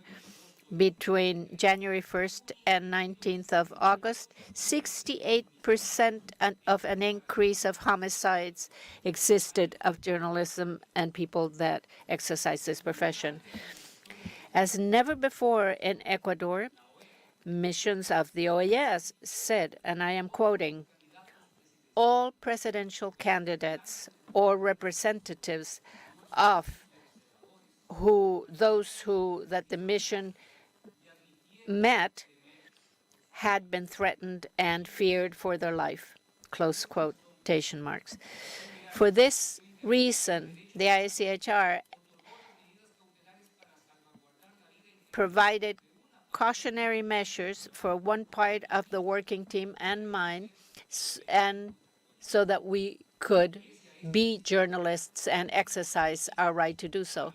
So in spite of this, part of the team that is still running a risk and have no guarantee of safety, the extreme conditions that organized crimes have created in Ecuador and their voices that are being expressed abroad by legally attacking us are the great challenges of journalism, not just for investigative journalists or research journalists, but they are being destroyed by these violent corporations. The greatest challenge of the Ecuadorian state is impeding the voice of professional journalists by way of violence and persecution at an international level. Censure should be avoided for new journalists that are exploring investigation, research, and I hand the floor to my colleague, Sol Borja. I get messages such as this every week. Chula, you would have my semen all over your face. And shut up. Poor husband of yours if you have one. Become a prostitute because as a journalist, you don't have it. And if you don't like it, go back to the kitchen. It's hard to listen to this. Such as this, there may be 90 other aggressions against journalists between 2022 and 23. Ideas are not challenged. These are machista expressions that attack us and provide no incentive for us to do our job. Have you denounced them? My response will be no, I have not. What point would there be if we can't trust, because Carol and Ricardo have mentioned the same type of thing I'm doing. So violence stigmatizes journalists, especially against women journalists, with violence without any consequence. And there are other types of aggressions, such as in 2019 and 2022, there were some strikes. And when we struck, there were more than 200 or 300 acts against journalists. So corrupt press, lying press, that's what we were being called. And they make it so that people can go and physically attack journalists when the government is trying to delegitimize the work of journalists. The Ministry of Labor qualify or name as false what the journalists are saying and what they're denouncing. Those that say they're verifying information, and they do they write false on top of everything that we are providing. So instead of qualifying and helping the labor of journalists, the government does not, even though there is a law that should force them to defend us and help us. Months ago, people were fired, and the government has not lifted one finger to protect them. So violence, threats, exile, and death is what we have. Amelia Espinosa. We go back to Cesar then. Thank you, Marisol. I thank this space very much to present our reports, and we will present now the petitions.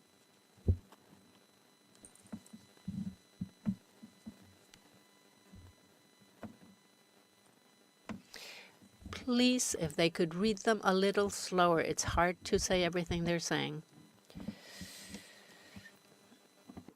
You'll do it after. Yes, on the second. On the second round. second Yes, round. thank you. Yes, I now invite the state. Y ahora, Thank you. 20 minutes. Muy buenas tardes con todos. good afternoon to all. representatives of civil society as well. We would like to thank the Commission for the participation of the Ecuadorian government at this audience.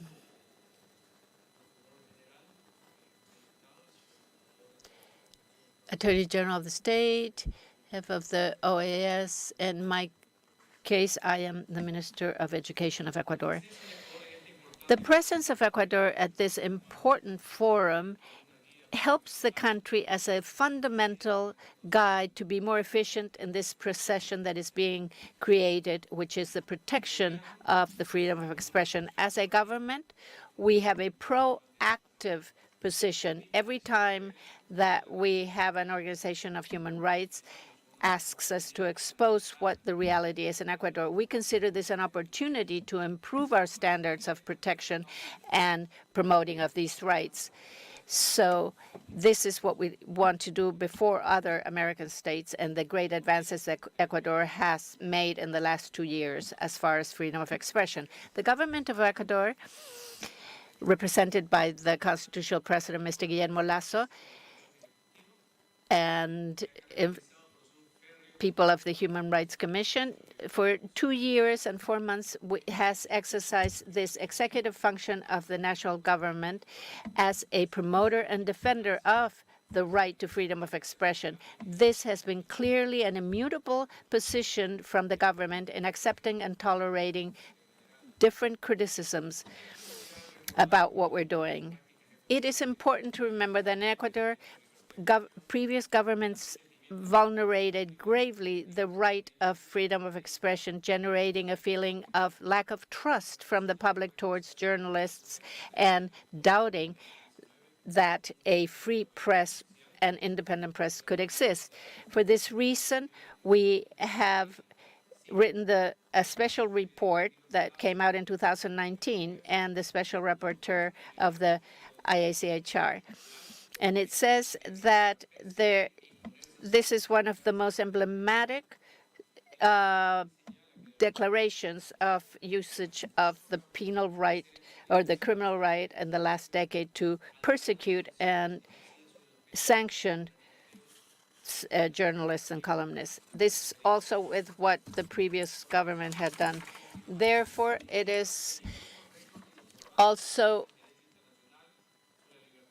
something that's true that about freedom of the press, especially in the decade of 2007 to 2017, when there was authoritarianism in the country. Being conscious of this, the government presently has defined its policies in front of journalists and public opinion. There cannot be any previous censure, and we cannot violate the right of freedom of expression, and that offenses against public officials also attempt against the freedom of expression.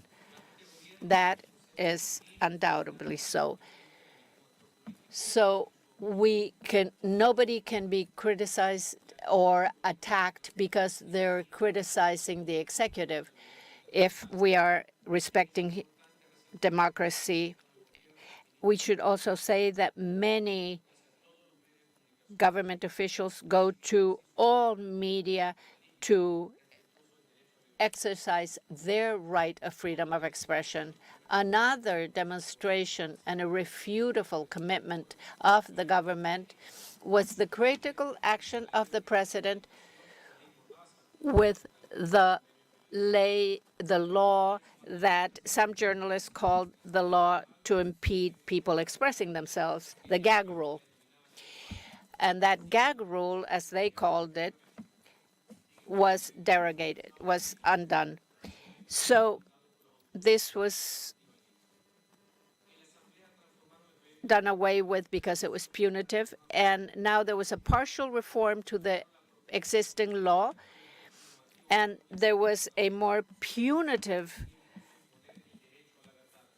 report or that was written, but this was rejected by public opinion in front of this authoritarian law that was impeding the freedom of expression, and it was declared unconstitutional. In the eyes of the executive, these reforms were acting against the freedom of expression, and the Constitutional Court of the country unanimously declared it unconstitutional.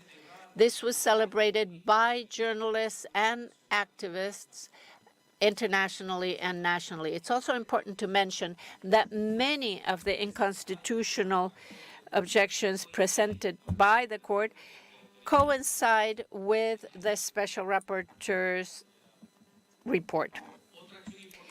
Another important action was the admittance of another law, and this instrument is a key one to protect those who work in communications. And compared to the previous law, it promotes the self-regulation of the media by balancing responsibility and freedom of expression and information. So along with the police and the prosecutor's office, the Ministry of Government, Ministry of Women, and others, in case there are alerts or actions against journalism, they are all told what should be done. There should be a mapping and an elaboration of protocols and manuals and support and solidarity amongst journalists, an acknowledgement that is clear of the value of their work, and the respect for journalistic efforts, amongst others. That text and that report also says that there should be a follow-up on attempts or threats against journalism and digital protection of personal data and denouncement of any type of aggression or threat. It is important to mention, commissioners, that the protection measures regarding the case Villavicencio are being done and taken seriously.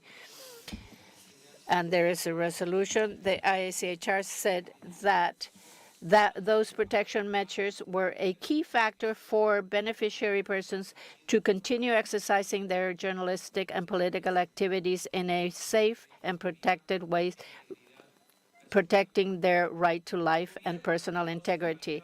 The government has demonstrated being an ally of government organizations that look for the protection and defense of human rights. And also in the case of Fundamentos, we think that their role is basic for the Ecuadorian democracy, since in the darkest moments for the national press, when the journalists were being censored and persecuted, this organization was brave enough to criticize the government at the time, exhibiting publicly their abuse and attempt of censure and persecution. For this reason, we think that your request allows us as a government to expose clearly the efforts that have been made to protect those people who work in communications. Protection and preservation of freedom of expression is the main cause of this government. From the first day, it made efforts to make sure the country would adjust itself to the recommendations in the last few reports of the CIDH. Unfortunately, the country was not in alignment with international law due to the authoritarianism of the government in the 2007 period. Guillermo Lasso and his government has sought to heal these wounds. The change is noticeable. This government has not prosecuted a single journalist or media, nor have there been stigmatizing speeches, nor has it played with the radio and TV frequencies. In the defense of freedom of expression, there is no revenge. At the Summit of the Americas in 2012, President Barack Obama gave a speech about and talked about freedom of the press in Ecuador. He said perhaps President Correa is better than I am at knowing the distinction between good press and bad press. There's media, they criticize me, but I don't trust a system where a single person can make that determination. I think that if we believe in democracy, that means everyone has a chance to speak and offer their opinions in order to defend what they believe. We believe that the ideal of not jailing people if they disagree with us is the most fair ideal.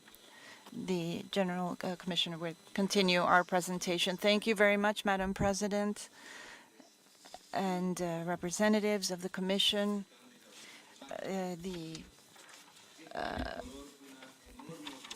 For Ecuador, it is a huge opportunity to be here at this hearing before the Inter-American Human Rights Commission to analyze the challenges of protecting the right of freedom of expression. For that, first of all, I will refer to several legal milestones mentioned by the rapporteurship itself, the one on freedom of expression in its annual report of 2022 Ecuador chapter. This document, published in March of this year, contains some relevant elements to help us understand the context and this general situation regarding the protection of freedom of expression in Ecuador in terms of regulatory and institutional advances, and looking also at some of the challenges and what can be criticized. In the report, it is recognized as plausible that the state may have become the founder of the group of friends of journalists and freedom of expression. It's called GALEP. Nationally, the report records a process of debates in the National Assembly regarding a new communications law. And the report reflects that as a result of a robust debate with public and private players represented, and with the support of the Special Rapporteurship itself, on November 11th, the President of the Republic sent to the official registry the law of communication that went into effect November 14th, 2022. The report recognizes that the reform, this new law, has modified the media control system, and there are significant advances, such as there's a ban on violent messages, the inclusion of principles of voluntary regulation by the media, affirmative actions to strengthen community media, and the authority granted to the popular assemblies in terms of strengthening or conducting evaluations on public media. The rapporteurship recognized the will of the state in receiving technical cooperation from the rapporteurship itself, acknowledging, and this is very important to point out, that the process showed the solidity of democratic institutions in Ecuador and the functioning of the checks and balances system within a state with rule of law. And among other freedoms, the freedom of expression was part of this. And the report shows that Ecuador is in the implementation of the digital transformation agenda, which seeks to reduce the gap and increase access to broadband to guarantee connectivity for the citizenry. 6,000 points of free connection have been added in benefit of 640,000 people. Now, as a second and final point of my intervention, I will refer to one of the topics mentioned by the petitioners, the need to provide information regarding the national framework for the protection of journalists established through the communications law that I mentioned earlier, and also through the legal institutions mentioned in its regulation published on August 28, 2023. To facilitate the understanding of these legal definitions and the institutionality for the protection of the journalists, with the authorization of the President, we will provide some visuals. First, in the regulation, of this communications law, we should talk about its scope, which includes common mandatory nature for the state and the media, including natural persons in the state of Ecuador or legal, national, or foreign persons in the country. Another matter is those who are protected. This covers broadly people who gather spread, exchange, and analyze information for public interest in a systematic way. In the same way, it establishes protection for journalist professionals who create, produce, and spread information, and also for those who work in any other way for public, private, or community media. So this includes, in general, all people who participate in a direct or indirect way in the production and distribution of informational content. As can be seen, the regulation includes broadly, from different perspectives, people who create communications content, looking at the cross-cutting nature of equality, non-discrimination, and gender perspective for all the measures taken. The regulation also includes a high level of technical aspects, including a battery of definitions. Some of them are only present in the regulation to make the process of protecting communicators easier. For example, there's a definition of aggression that is provided, that of persons who work in communication. This includes a long list, a catalog of all those persons who might be working in activities connected to communications. Also, it includes, as you can see on the slide, definitions such as alert of aggressions, early alert, and monitoring of aggressions, among other concepts. Finally, I'd like to highlight that these concepts are linked to a specific institutionality created for this purpose. So Article 21 of the regulation establishes the mechanism for the prevention and protection of journalistic work as a state technical office for the protection of communication, whose goal is to adopt measures for protection and guarantee of journalist work through security policies under technical analysis of any potential risk situations.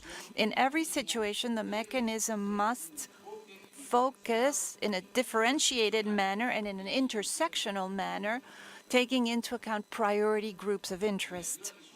On the slide, you can see some of the minimal level protection measures, including risk mapping, systematization of measurable variables such as space, time, etc., protocols, the prevention of the spreading of false information, the creation of support networks, and instruction for protection mechanisms from the security of the state to be activated, among others. Due to our limited time in this hearing, I will now only refer very briefly to the implementation of legal mechanisms and institutional mechanisms for the protection of communications workers in Ecuador, reiterating the commitment that the state has to the Inter-American Commission of Human Rights, and in the specific dimension of protecting the right to freedom of expression, to the rapporteurship, and of course represented by Pedro Vaca, and we greet him and thank him for his presence. Thank you very much, ladies and gentlemen. Thank you very much to the civil society group and to the delegation of the illustrious state of Ecuador. I now invite. Are you going to speak? Yes, but after. Yes. I now invite the second Vice President, Commissioner Roberta Clark, to make her interventions. Thank you very much, President Macaulay, and good afternoon, everyone, representatives of civil society and representatives of the state. And I think we do have our UN official online with us.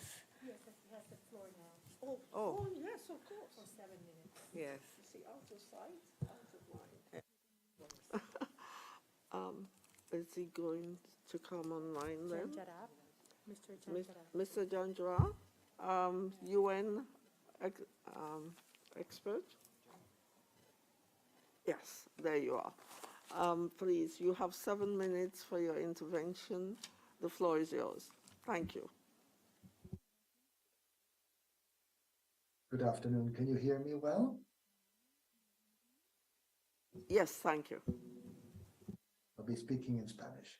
Estimada Presidenta de la Esteemed President, commissioners, journalists, good afternoon. And I'm participating in this hearing as a representative for South America of the High Commissioner of the UN for Human Rights in order to provide the Commission with information provided orally and not under oath. I'd like to begin by citing the High Commissioner Volker Turk, who says that freedom of expression is not just a fundamental human right, it is the essence that makes it possible to have healthy and dynamic societies. Freedom of expression allows us to address injustice, generate significant change, and participate in debates that enrich us as human beings. Journalists have an essential role to play for democracy. However, we observe with growing concern some regressive trends in this regard in the world and in several parts of Latin America as well: stigmatization, criminalization, threats, and assassinations of journalists. In Ecuador, we're in a context regarding a security situation that is growing alarmingly worse. In just the last 3 years, the country has gone into some of the highest levels of homicide, 26 for every 100 inhabitants, and journalists and people who defend human rights are not exempt of risk, and risk is increasing for all. But journalism as an activity brings with it particular risk, in particular when it is investigative journalism. Civil society organizations such as Journalists Without Borders and others have documented the increasing number of cases of attacks and threats to journalists in Ecuador. And these acts have been attributed to criminal organizations mainly who seek to silence these journalists. In 2023, most investigative journalists that have been forced to go into exile, it's 9 of them already, work for digital media and prepare reports on criminalization and political corruption and others. One of the cases followed by our office is that of journalists Andrés Oscar Mónica Velázquez Aposta, who had to leave the country due to death threats. And there are cases of journalists from digital media as well, and from some local media that provide coverage in some of the provinces with the most conflict, such as Guanamí and Guayas. We also need to talk about the risk situation being faced by journalists from community media, especially when their editorial line focuses on the defense of the rights of nature and the environment. Also, they are included in the broad definition of journalism through the universal system, specifically that of the Special Rapporteurship on Freedom of Expression, a definition that does not demand that we talk about the professional journalists with specific contracts, also for those who have a secondary job as journalists, who provide commentary and others. And they are even less protected than journalists from large media in most cases. A couple of days ago, 2 journalists from community media in the Amazon region who were working on reports on environmental conflicts derived from extractive activities had to be relocated due to the threats they were receiving. nor can we forget the situation of journalists who are covering social protests. The aggression suffered by journalists in this context, such as the one of 2022, is also a concern. The state must guarantee, as a minimum, their right to freedom of expression, access to information, protection against arbitrary detention, freedom of circulation, and in the case of judicial proceedings, fair trials with all due guarantees. In this regard, I wish to express my deep satisfaction for the fact that the Commission has presented a case before the Inter-American Court that can be a watershed for journalism in Ecuador. The state must be accountable for the death of a photojournalist in a protest in 2005 and for the lack of an effective investigation of what happened. Impunity continues to be a main issue. There are still no judicial resorts regarding the assassination of 3 journalists for the newspaper El Comercio, which took place 5 years ago. Also, it is not known what actions have been taken to fulfill the recommendations by the Commission regarding the case in 2019.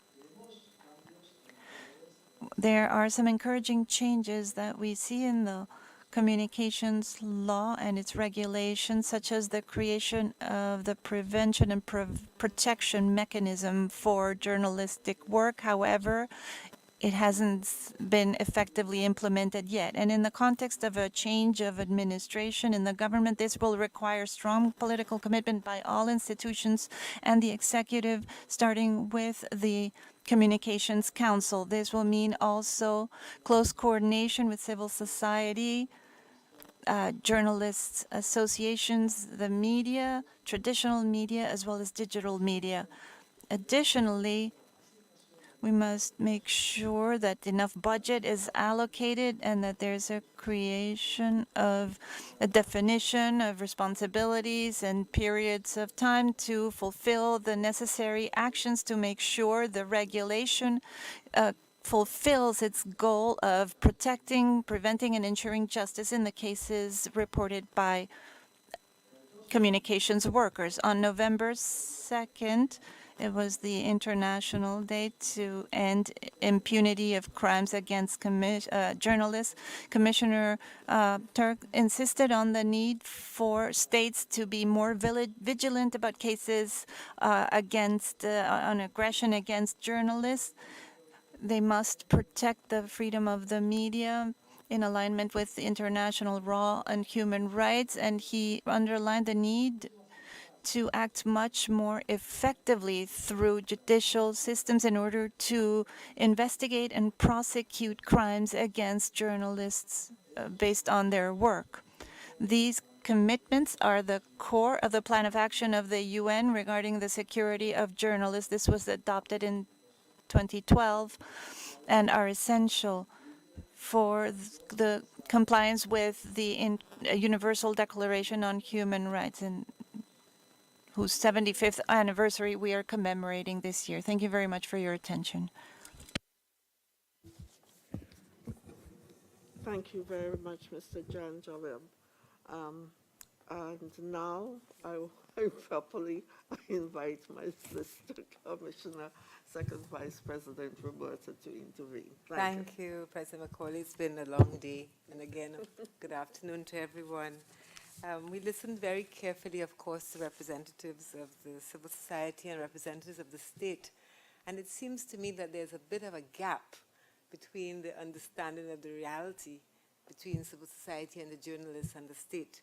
On the one hand, representatives of the state, you draw attention to the positive developments in the last recent years.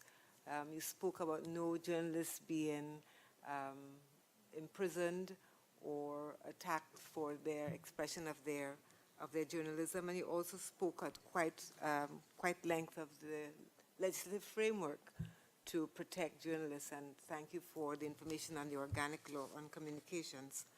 On the other hand, and I've just summarized because you said actually a lot more than that, but on the other hand, representatives of civil society organizations have spoken at length and they've given us some data on the high level of attacks, high number of journalists who have been attacked in 2022 and in 2023. It seems that the numbers are on track in 2023 to perhaps even exceed, unfortunately, 2022.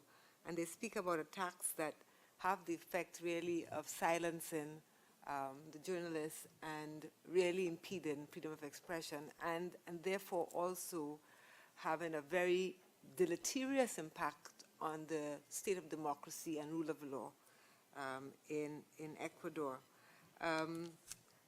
They also complain that very few of the attacks, in particular those that result in murder and serious physical harm, have been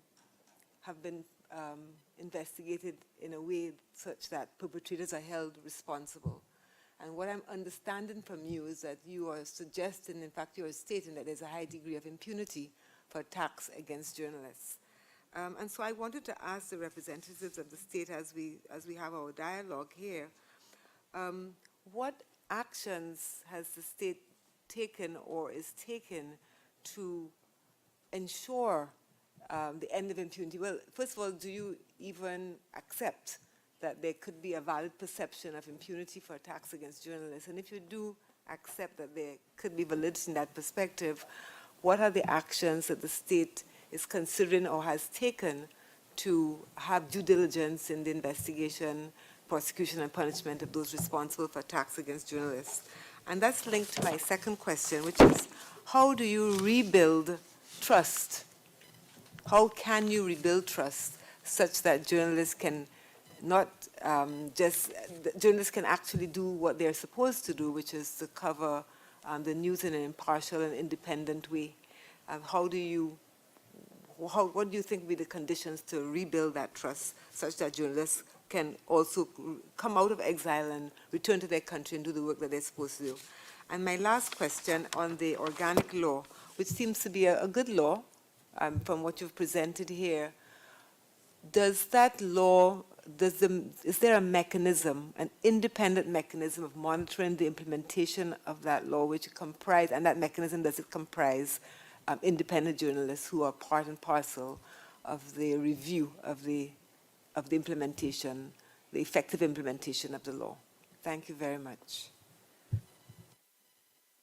And I just before I finish, I should have started by also acknowledging the harm that many of you have faced and the loss that you've experienced and are experiencing, those of you who are in exile, for example.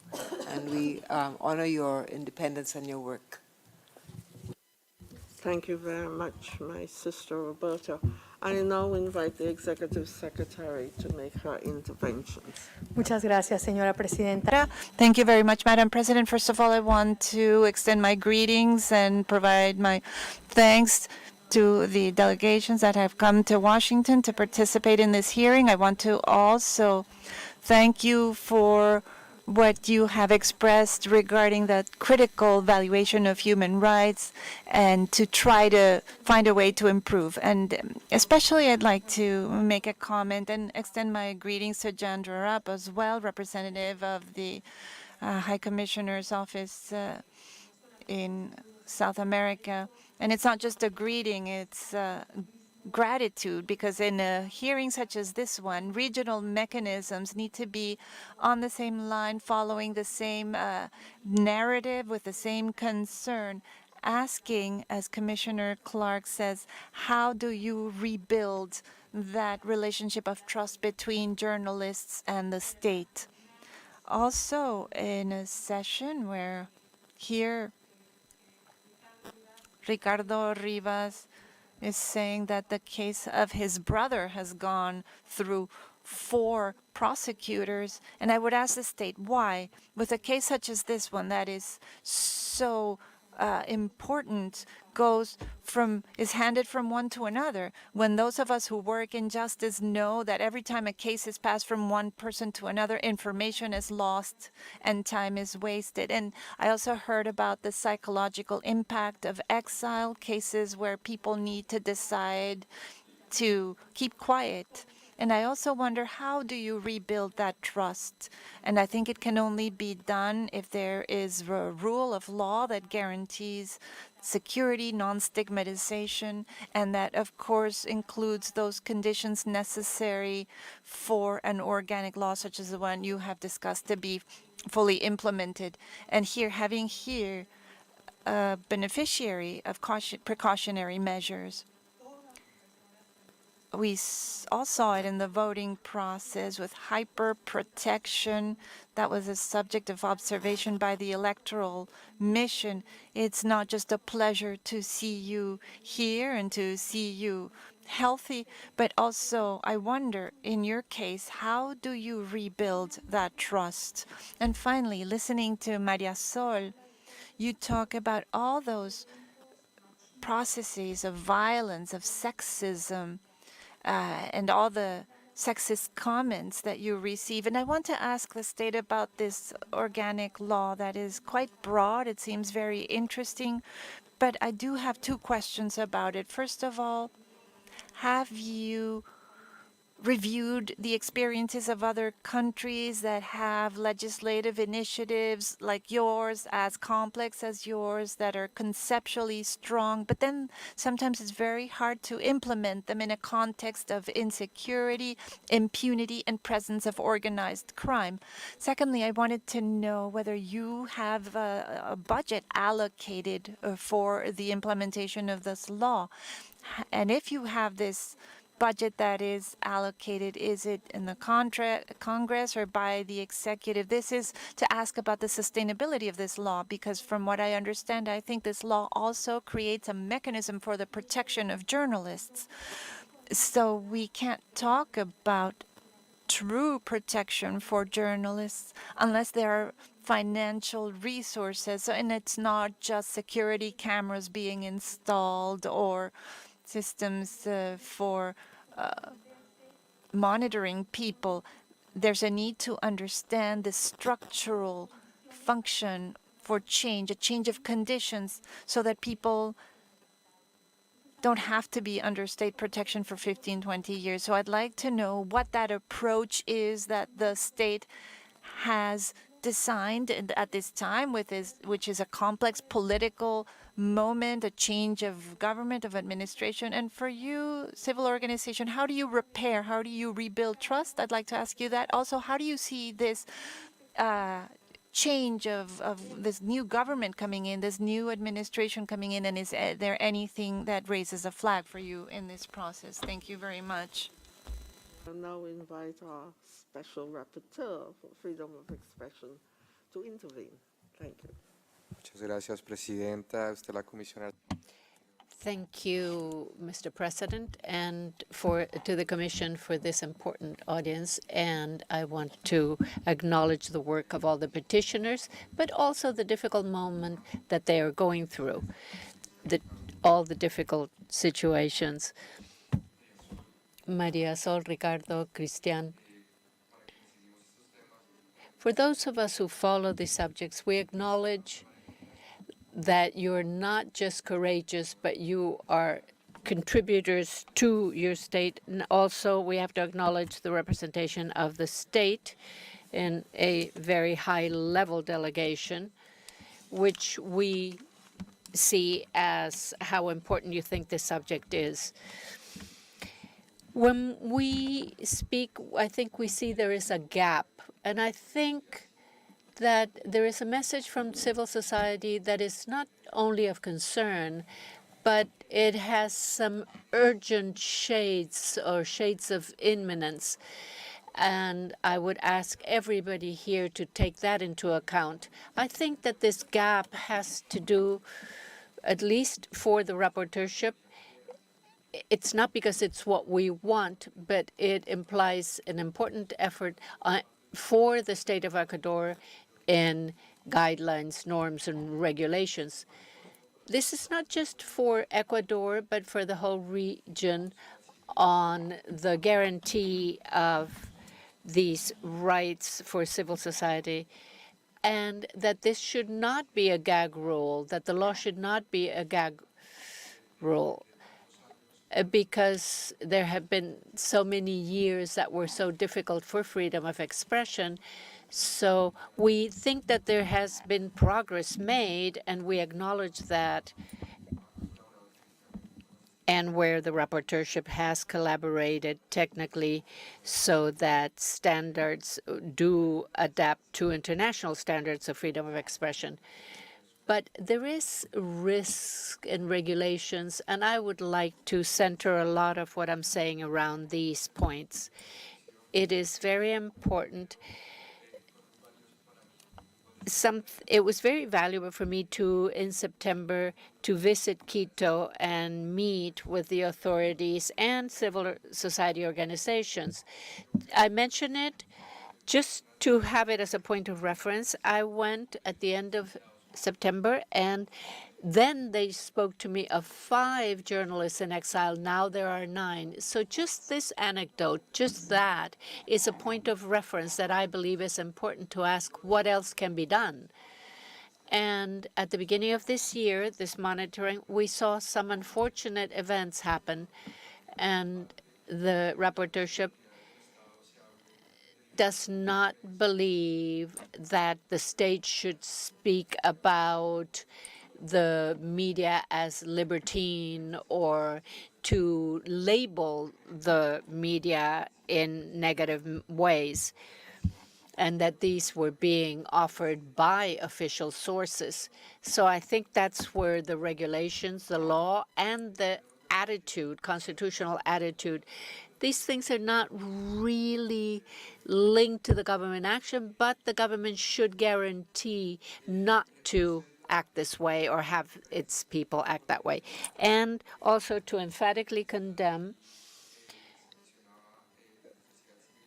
attacks to journalists, and not all acts against the press in exile have been as rejected in same way. It should be emphatic to react against this.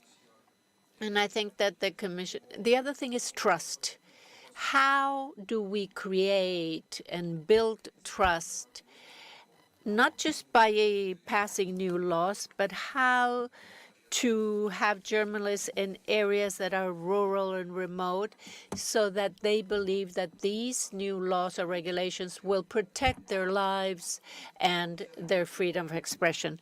I'd like to go back to 2018. I have a very tight link to what happened in 2018. With Ricardo. And then if there's something that I see here is that the kidnapping and murder of Paul de Javier and Efraín was something atypical, exceptional, without precedent. Really, when I had the opportunity to meet with journalists at a regional level in Quito recently, it seemed that that was something that was about to happen, not just in Esmeralda, but in many other parts of the country.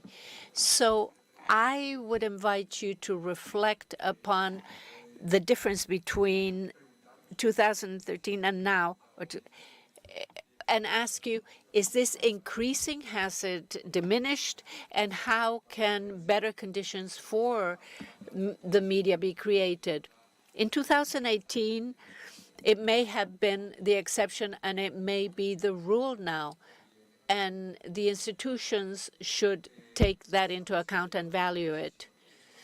There is a transition that will be happening, and I have a legitimate question of how stable, how will this effort be? And I think that during this transition, the executive institutions and the executive should take into account violent acts against the press. Trust, resources. I would like to also ask about resources. How much do you have for the ambition of this protection program that you mentioned? How many resources are being dedicated to it? And the state has an enormous opportunity here to tell Carol what her prospect is to return to her country, and to tell Ricardo what are the expectations, how viable is it for her to, and for Christian, those of us who know Christian, we know he's a journalist, full-time journalist, and things about his brother or his way of exercising his profession, and how violence will be fought against. Or I think that at this very audience, there is an important space to speak concretely about what is goodwill that will be reflected in norms, but civil society is saying that there isn't enough efficiency or not enough of a link between what is being put into law and what is actually happening. So those are my questions. And you have the floor, Madam President. I adopt what the table has said. I don't have to repeat what they've so clearly and succinctly said. I think what I will mention, I'll just lend my voice to the issue of impunity, which the state of Ecuador is not the only state which suffers from the sin of impunity. I call it a sin. I think all the states in our region suffers from that. They suffer from that. And we really have to find the answer to impunity, not only being reduced a little bit, but in fact to eradicate impunity from crimes against journalists.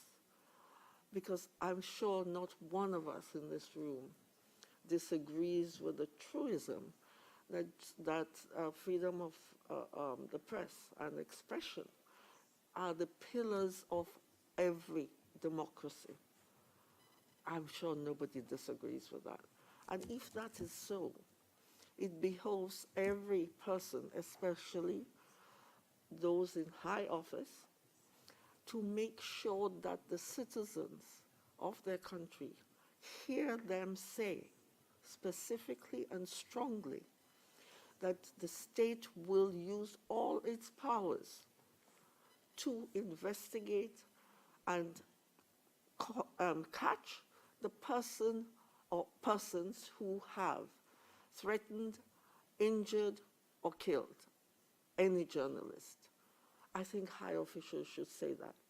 But we do have examples of high officials using hate speech against journalists, which should never happen.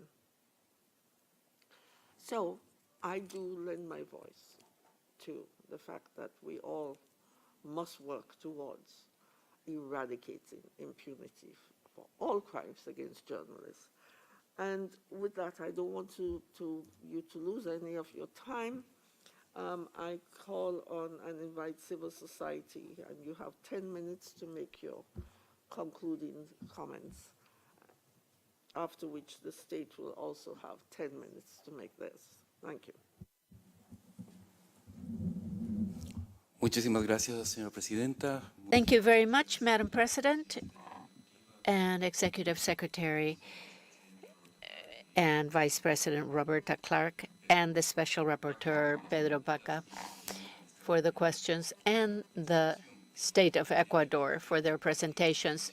Of course, we do share this vision that there is a gap between the presentation that civil society has made and that of the state. I think that it's more than a difference in vision or outlook.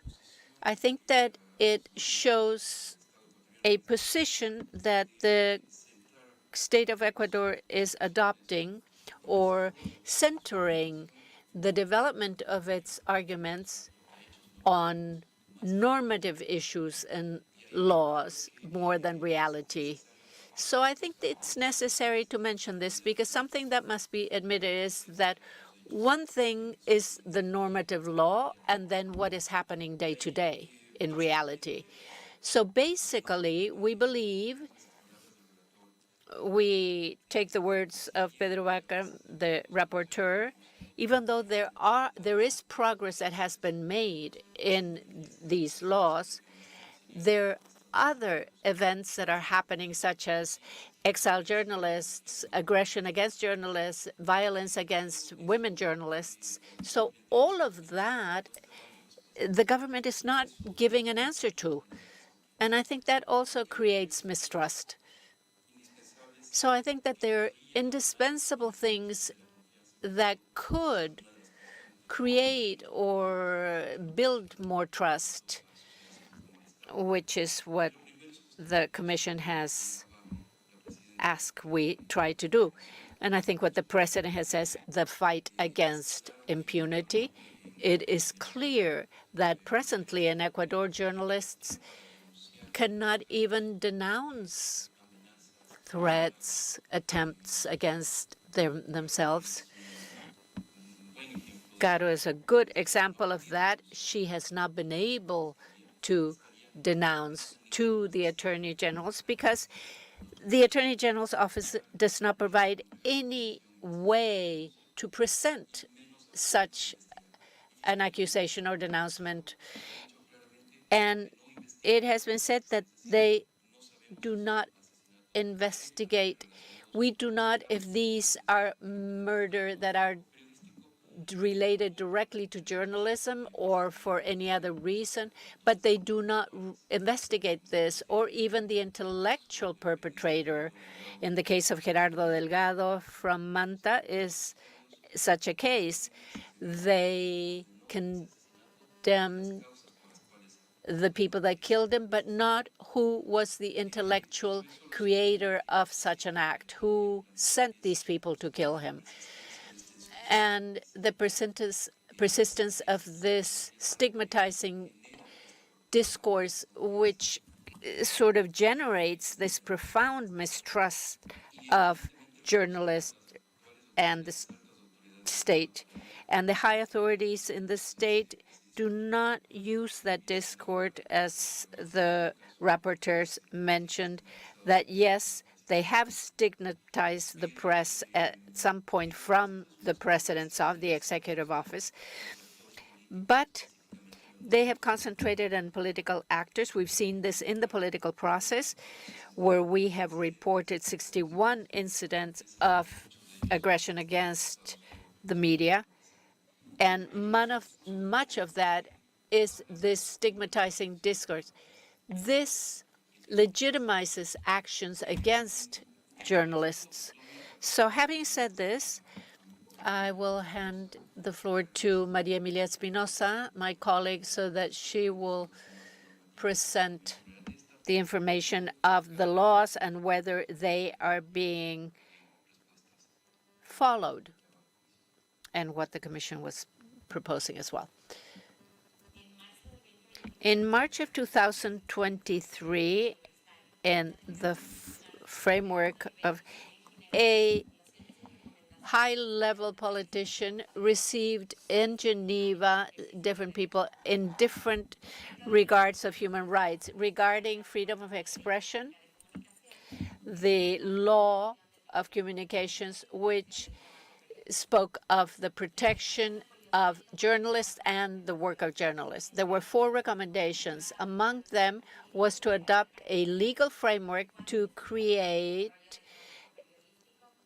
an environment that was adequate and safe for journalists and those who work in communications, to have legal means to protect their sources and to work with the media environment to provide better practical protection of the work for those journalists, whether it be analog or digital, and for them not to be harassed or attacked.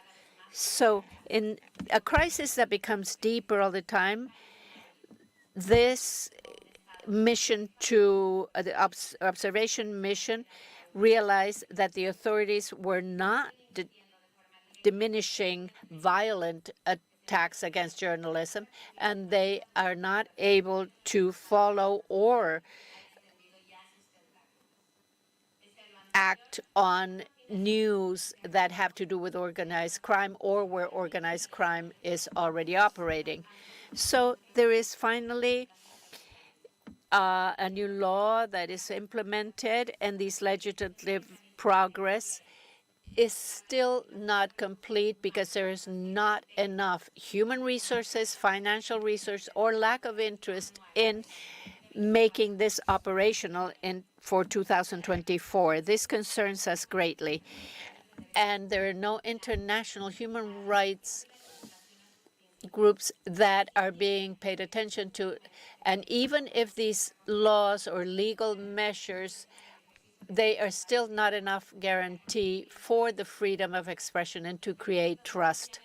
Journalists do not believe in the system, in the judiciary system, in the legal system, and they feel unsafe, and there are very understandable doubts on their part.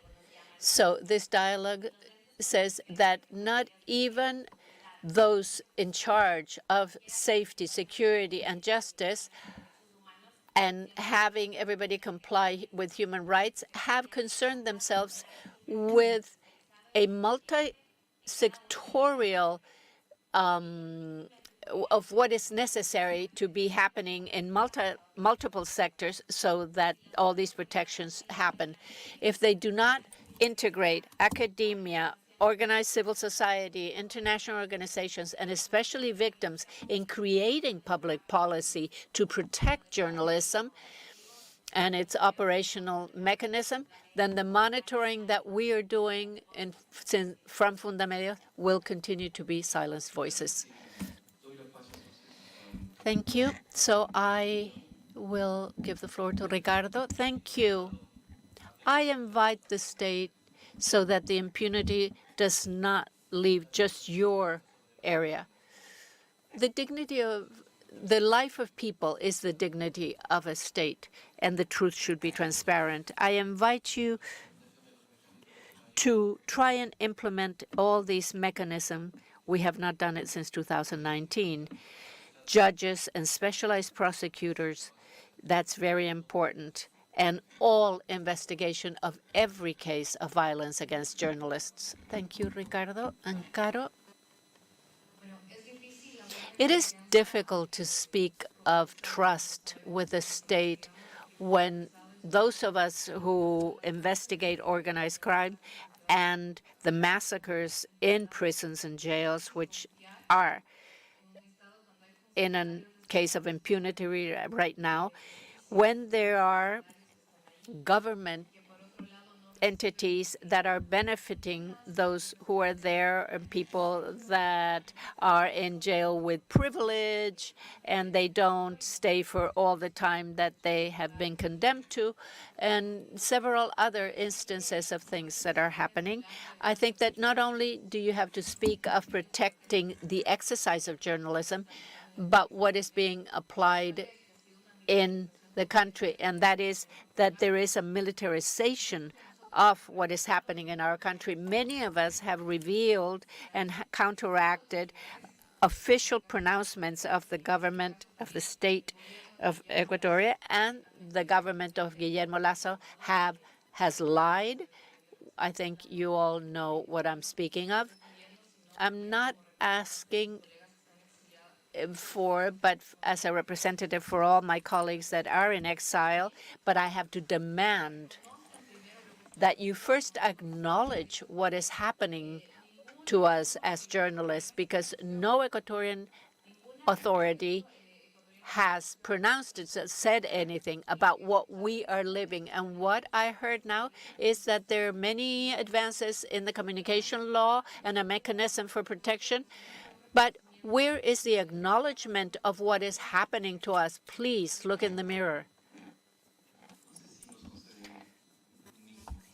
I don't know if you'll give us a minute, and then Christian can. Please go on. Muchas gracias. Yes, thank you very much. We run the risk that institutions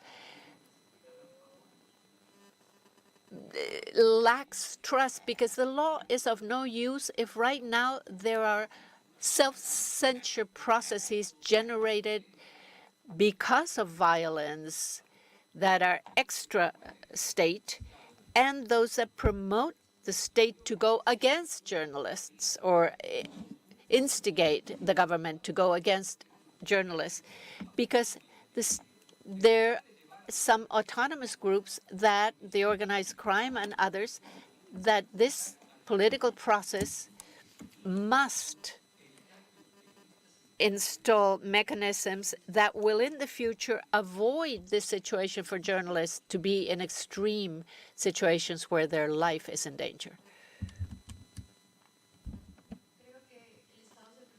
I think that the state should be the first to provide an example of a stigmatizing discourse and how they speak of the press, because many of these people keep saying the corrupt press or the corrupt media. And once we go to protest in the streets during the strike of 2019, and, well, I don't like your content, so then I can beat you up based on that discourse. They're promoting this.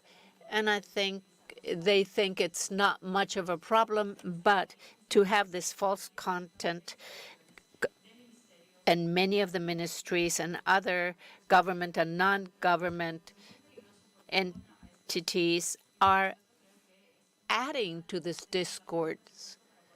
And we need a budget to do more, because there are colleagues who are going into exile and whose life is in danger and don't have the privilege to be here and mention what is happening to them. Not everybody can do it because they can't necessarily, especially if they're in the provinces or in remote areas, to denounce or say what is happening, because there are threats of sexual violence and other violence. Many of my female colleagues have told me, because they say, if you keep speaking, if you keep saying what you're saying, we're going to send someone to rape you. So I think that the state has a responsibility to first acknowledge what is happening and then say what they're going to do about it. And thank you for the petitions. We will send them in writing, since there is no time for us to read them all, I believe. Muchísimas gracias. Muchísimas gracias. Oops. I now invite the state to intervene, and you have an extra, truly it should be 5 minutes, but I think I take 1 minute off and give you 4 minutes extra. Thank you. Muchísimas gracias. Thank you very much. Before anything, I am very sad for all the experiences you have all related.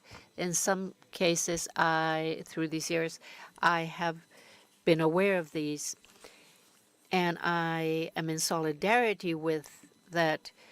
The tragedy of her brother was felt by us and related to what the secretary is saying. We thought it wouldn't reach us, and it did become more complicated in 2023. We knew that it had happened in other countries. There had been murders. We didn't want it to happen in our country, but it did happen, and that narco traffickers, as in Colombia, were assassinating people. It happened in Ecuador, and that's also a border problem. The violence climate that exists, which is real, all I can think of is that there is violence.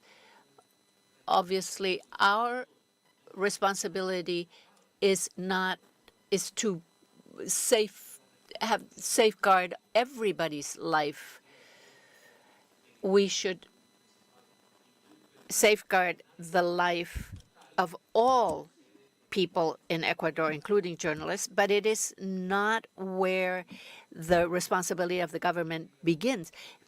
How do we create trust? I understand that there is a doubt of how will this happen, how does it materialize? In other words, how do you earn the money to live? So we have two areas that Cesar mentioned: the battle against impunity, and that belongs to justice, to the legal system. the stigmatizing discourse that used to be systematic, as I did said, I think that the government, there have been exceptions, but it is no longer systematic. It's not the general rule. It should not happen. And if it did happen, I apologize. This is something that should not happen. For those of us who are exposed to more criticism, and we should be aware of this, we're more exposed.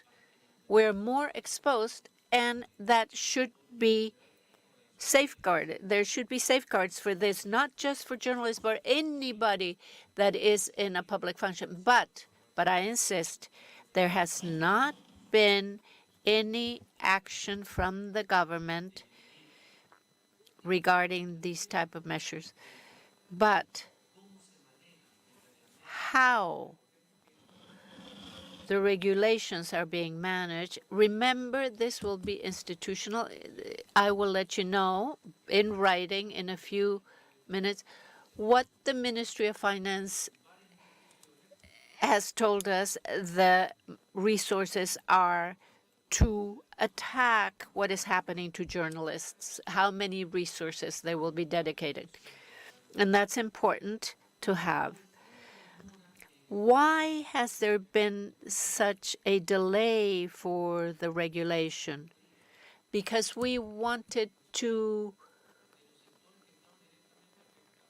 include all the concerns of the sectors that were concerned. Yes, there was a delay, but I think the document for that reason came out better.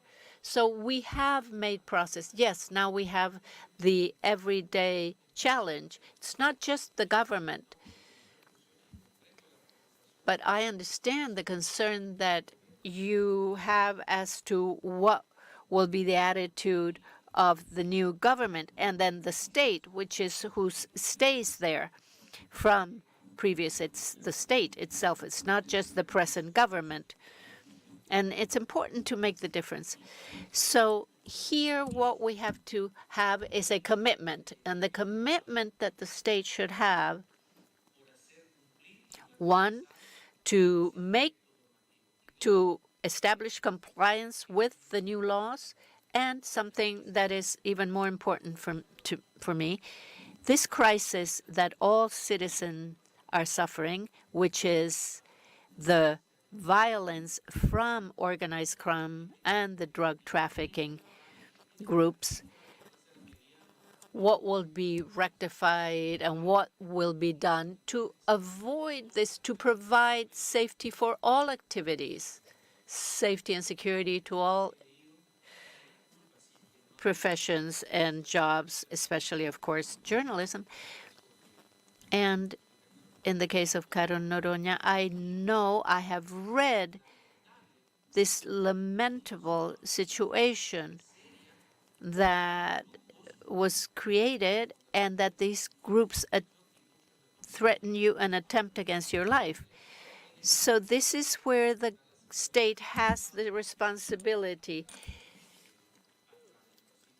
of doing this. So I take all of this as a commitment on the part of the government, the state, to work along these lines. And I think the Attorney General had to compliment something on the death of the brother of this journalist. So yes, the profound solidarity for each one of these cases that we feel.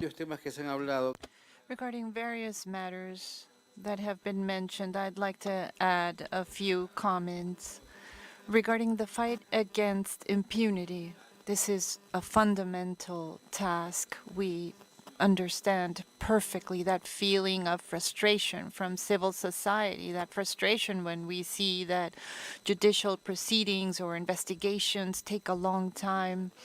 Allow me to assure you that this has never been because of, and never will be because of, any instructions by the state. The state wishes to accelerate these processes within, of course, the legal framework. And we need to understand as well that every investigation, every process has its own particular specific complexities. In the painful case of the 3 journalists from the newspaper El Comercio, there's a very, very particular fact that 2 countries are involved. This is not an excuse, of course, for this prolonged delay, and my commitment as a representative of the state is to do everything within my power so that everything gets resolved as soon as possible. But likewise, direct comment has been made about these commitments that we are taking on as commitments of the state and not by the government. And I'd like to echo the words of the minister and reiterate, I am an official of the state, not of the government. And from my institution, at least, you have that commitment to do whatever is in our hands so that the Ecuadorian state can take specific steps to protect journalists. I believe that the government and the state in general have already taken significant steps in terms of regulations. We all agree on that. It took some time because we were looking at other countries' experiences. We took input from civil society. We listened to all expert voices.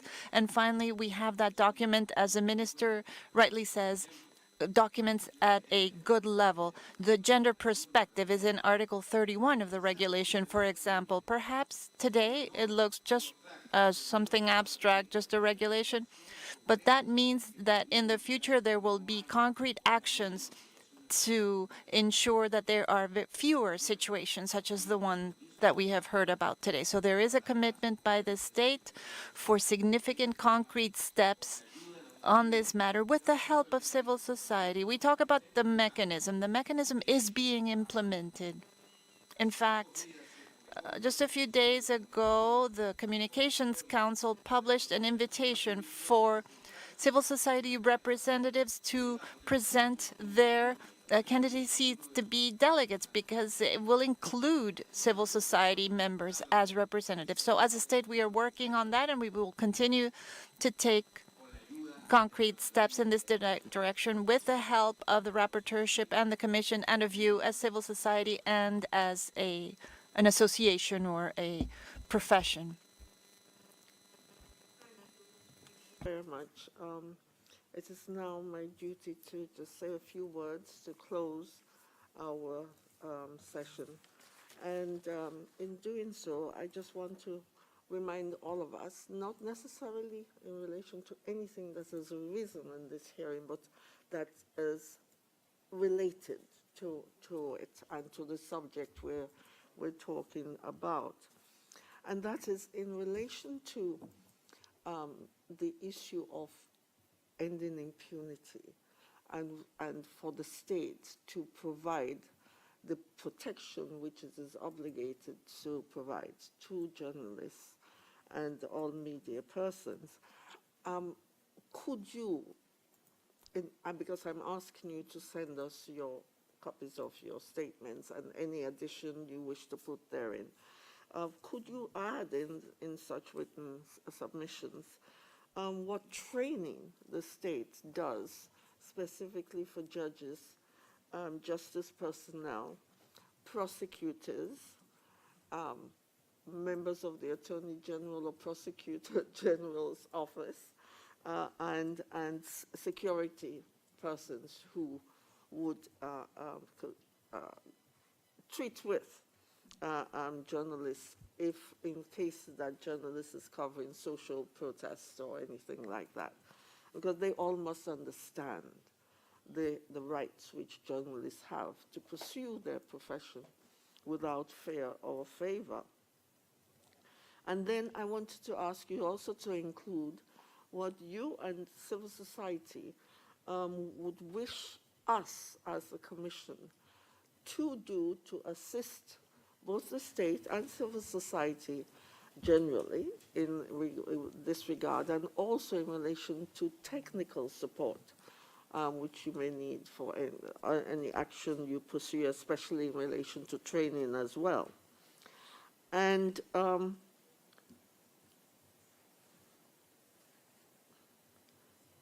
yes, I'm just saying, yes, I did do that note. Then in addition, I wish to because my learned sister asked me to add this to it, and then I added to what she added. That I do, and the Commission does reiterate the fact that the state has the obligation to protect journalists with a clear attention to the threats of sexual assaults as well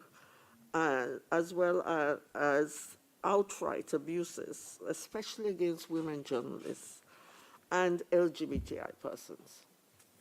As I said, I may go outside of a group that we haven't referred to, but we do have information that these two groups are particularly also focused against. And we have to remember, because abuses highlight persons to be subjects of conduct which truly victimizes them. And so this is why we have to be particularly careful, especially when we hold certain positions, what is said, because we carry the weight of authority in saying certain things. But I do know, and I hope, that the state and civil society, because I press the issue of dialogue all the time, will have regular dialogue so that you can share what your concerns are, what is being done, what is not being done, and so on, rather than having to bring it to the public international arena every time when civil society feels there's been a letdown by the state and vice versa, because it is good to work out things within your borders by dialogue, and you will get closer together and work together to correct whatever is ill in the protection of journalists. And I must thank Mr. Jan Jarab, the regional representative of the Office of the United Nations High Commissioner, who is for South America, and who shared his thoughts with us today. And I thank both civil society, who brought this matter to our attention, and the state, who came here to inform us about their actions and all the acts they're doing. Finally, I thank no, not finally, one before the final. I thank the audience here present and those online for following this hearing. And finally, I thank the interpreters who are absolutely necessary for our understanding. Thank you so very much, everyone. This hearing is now at an end.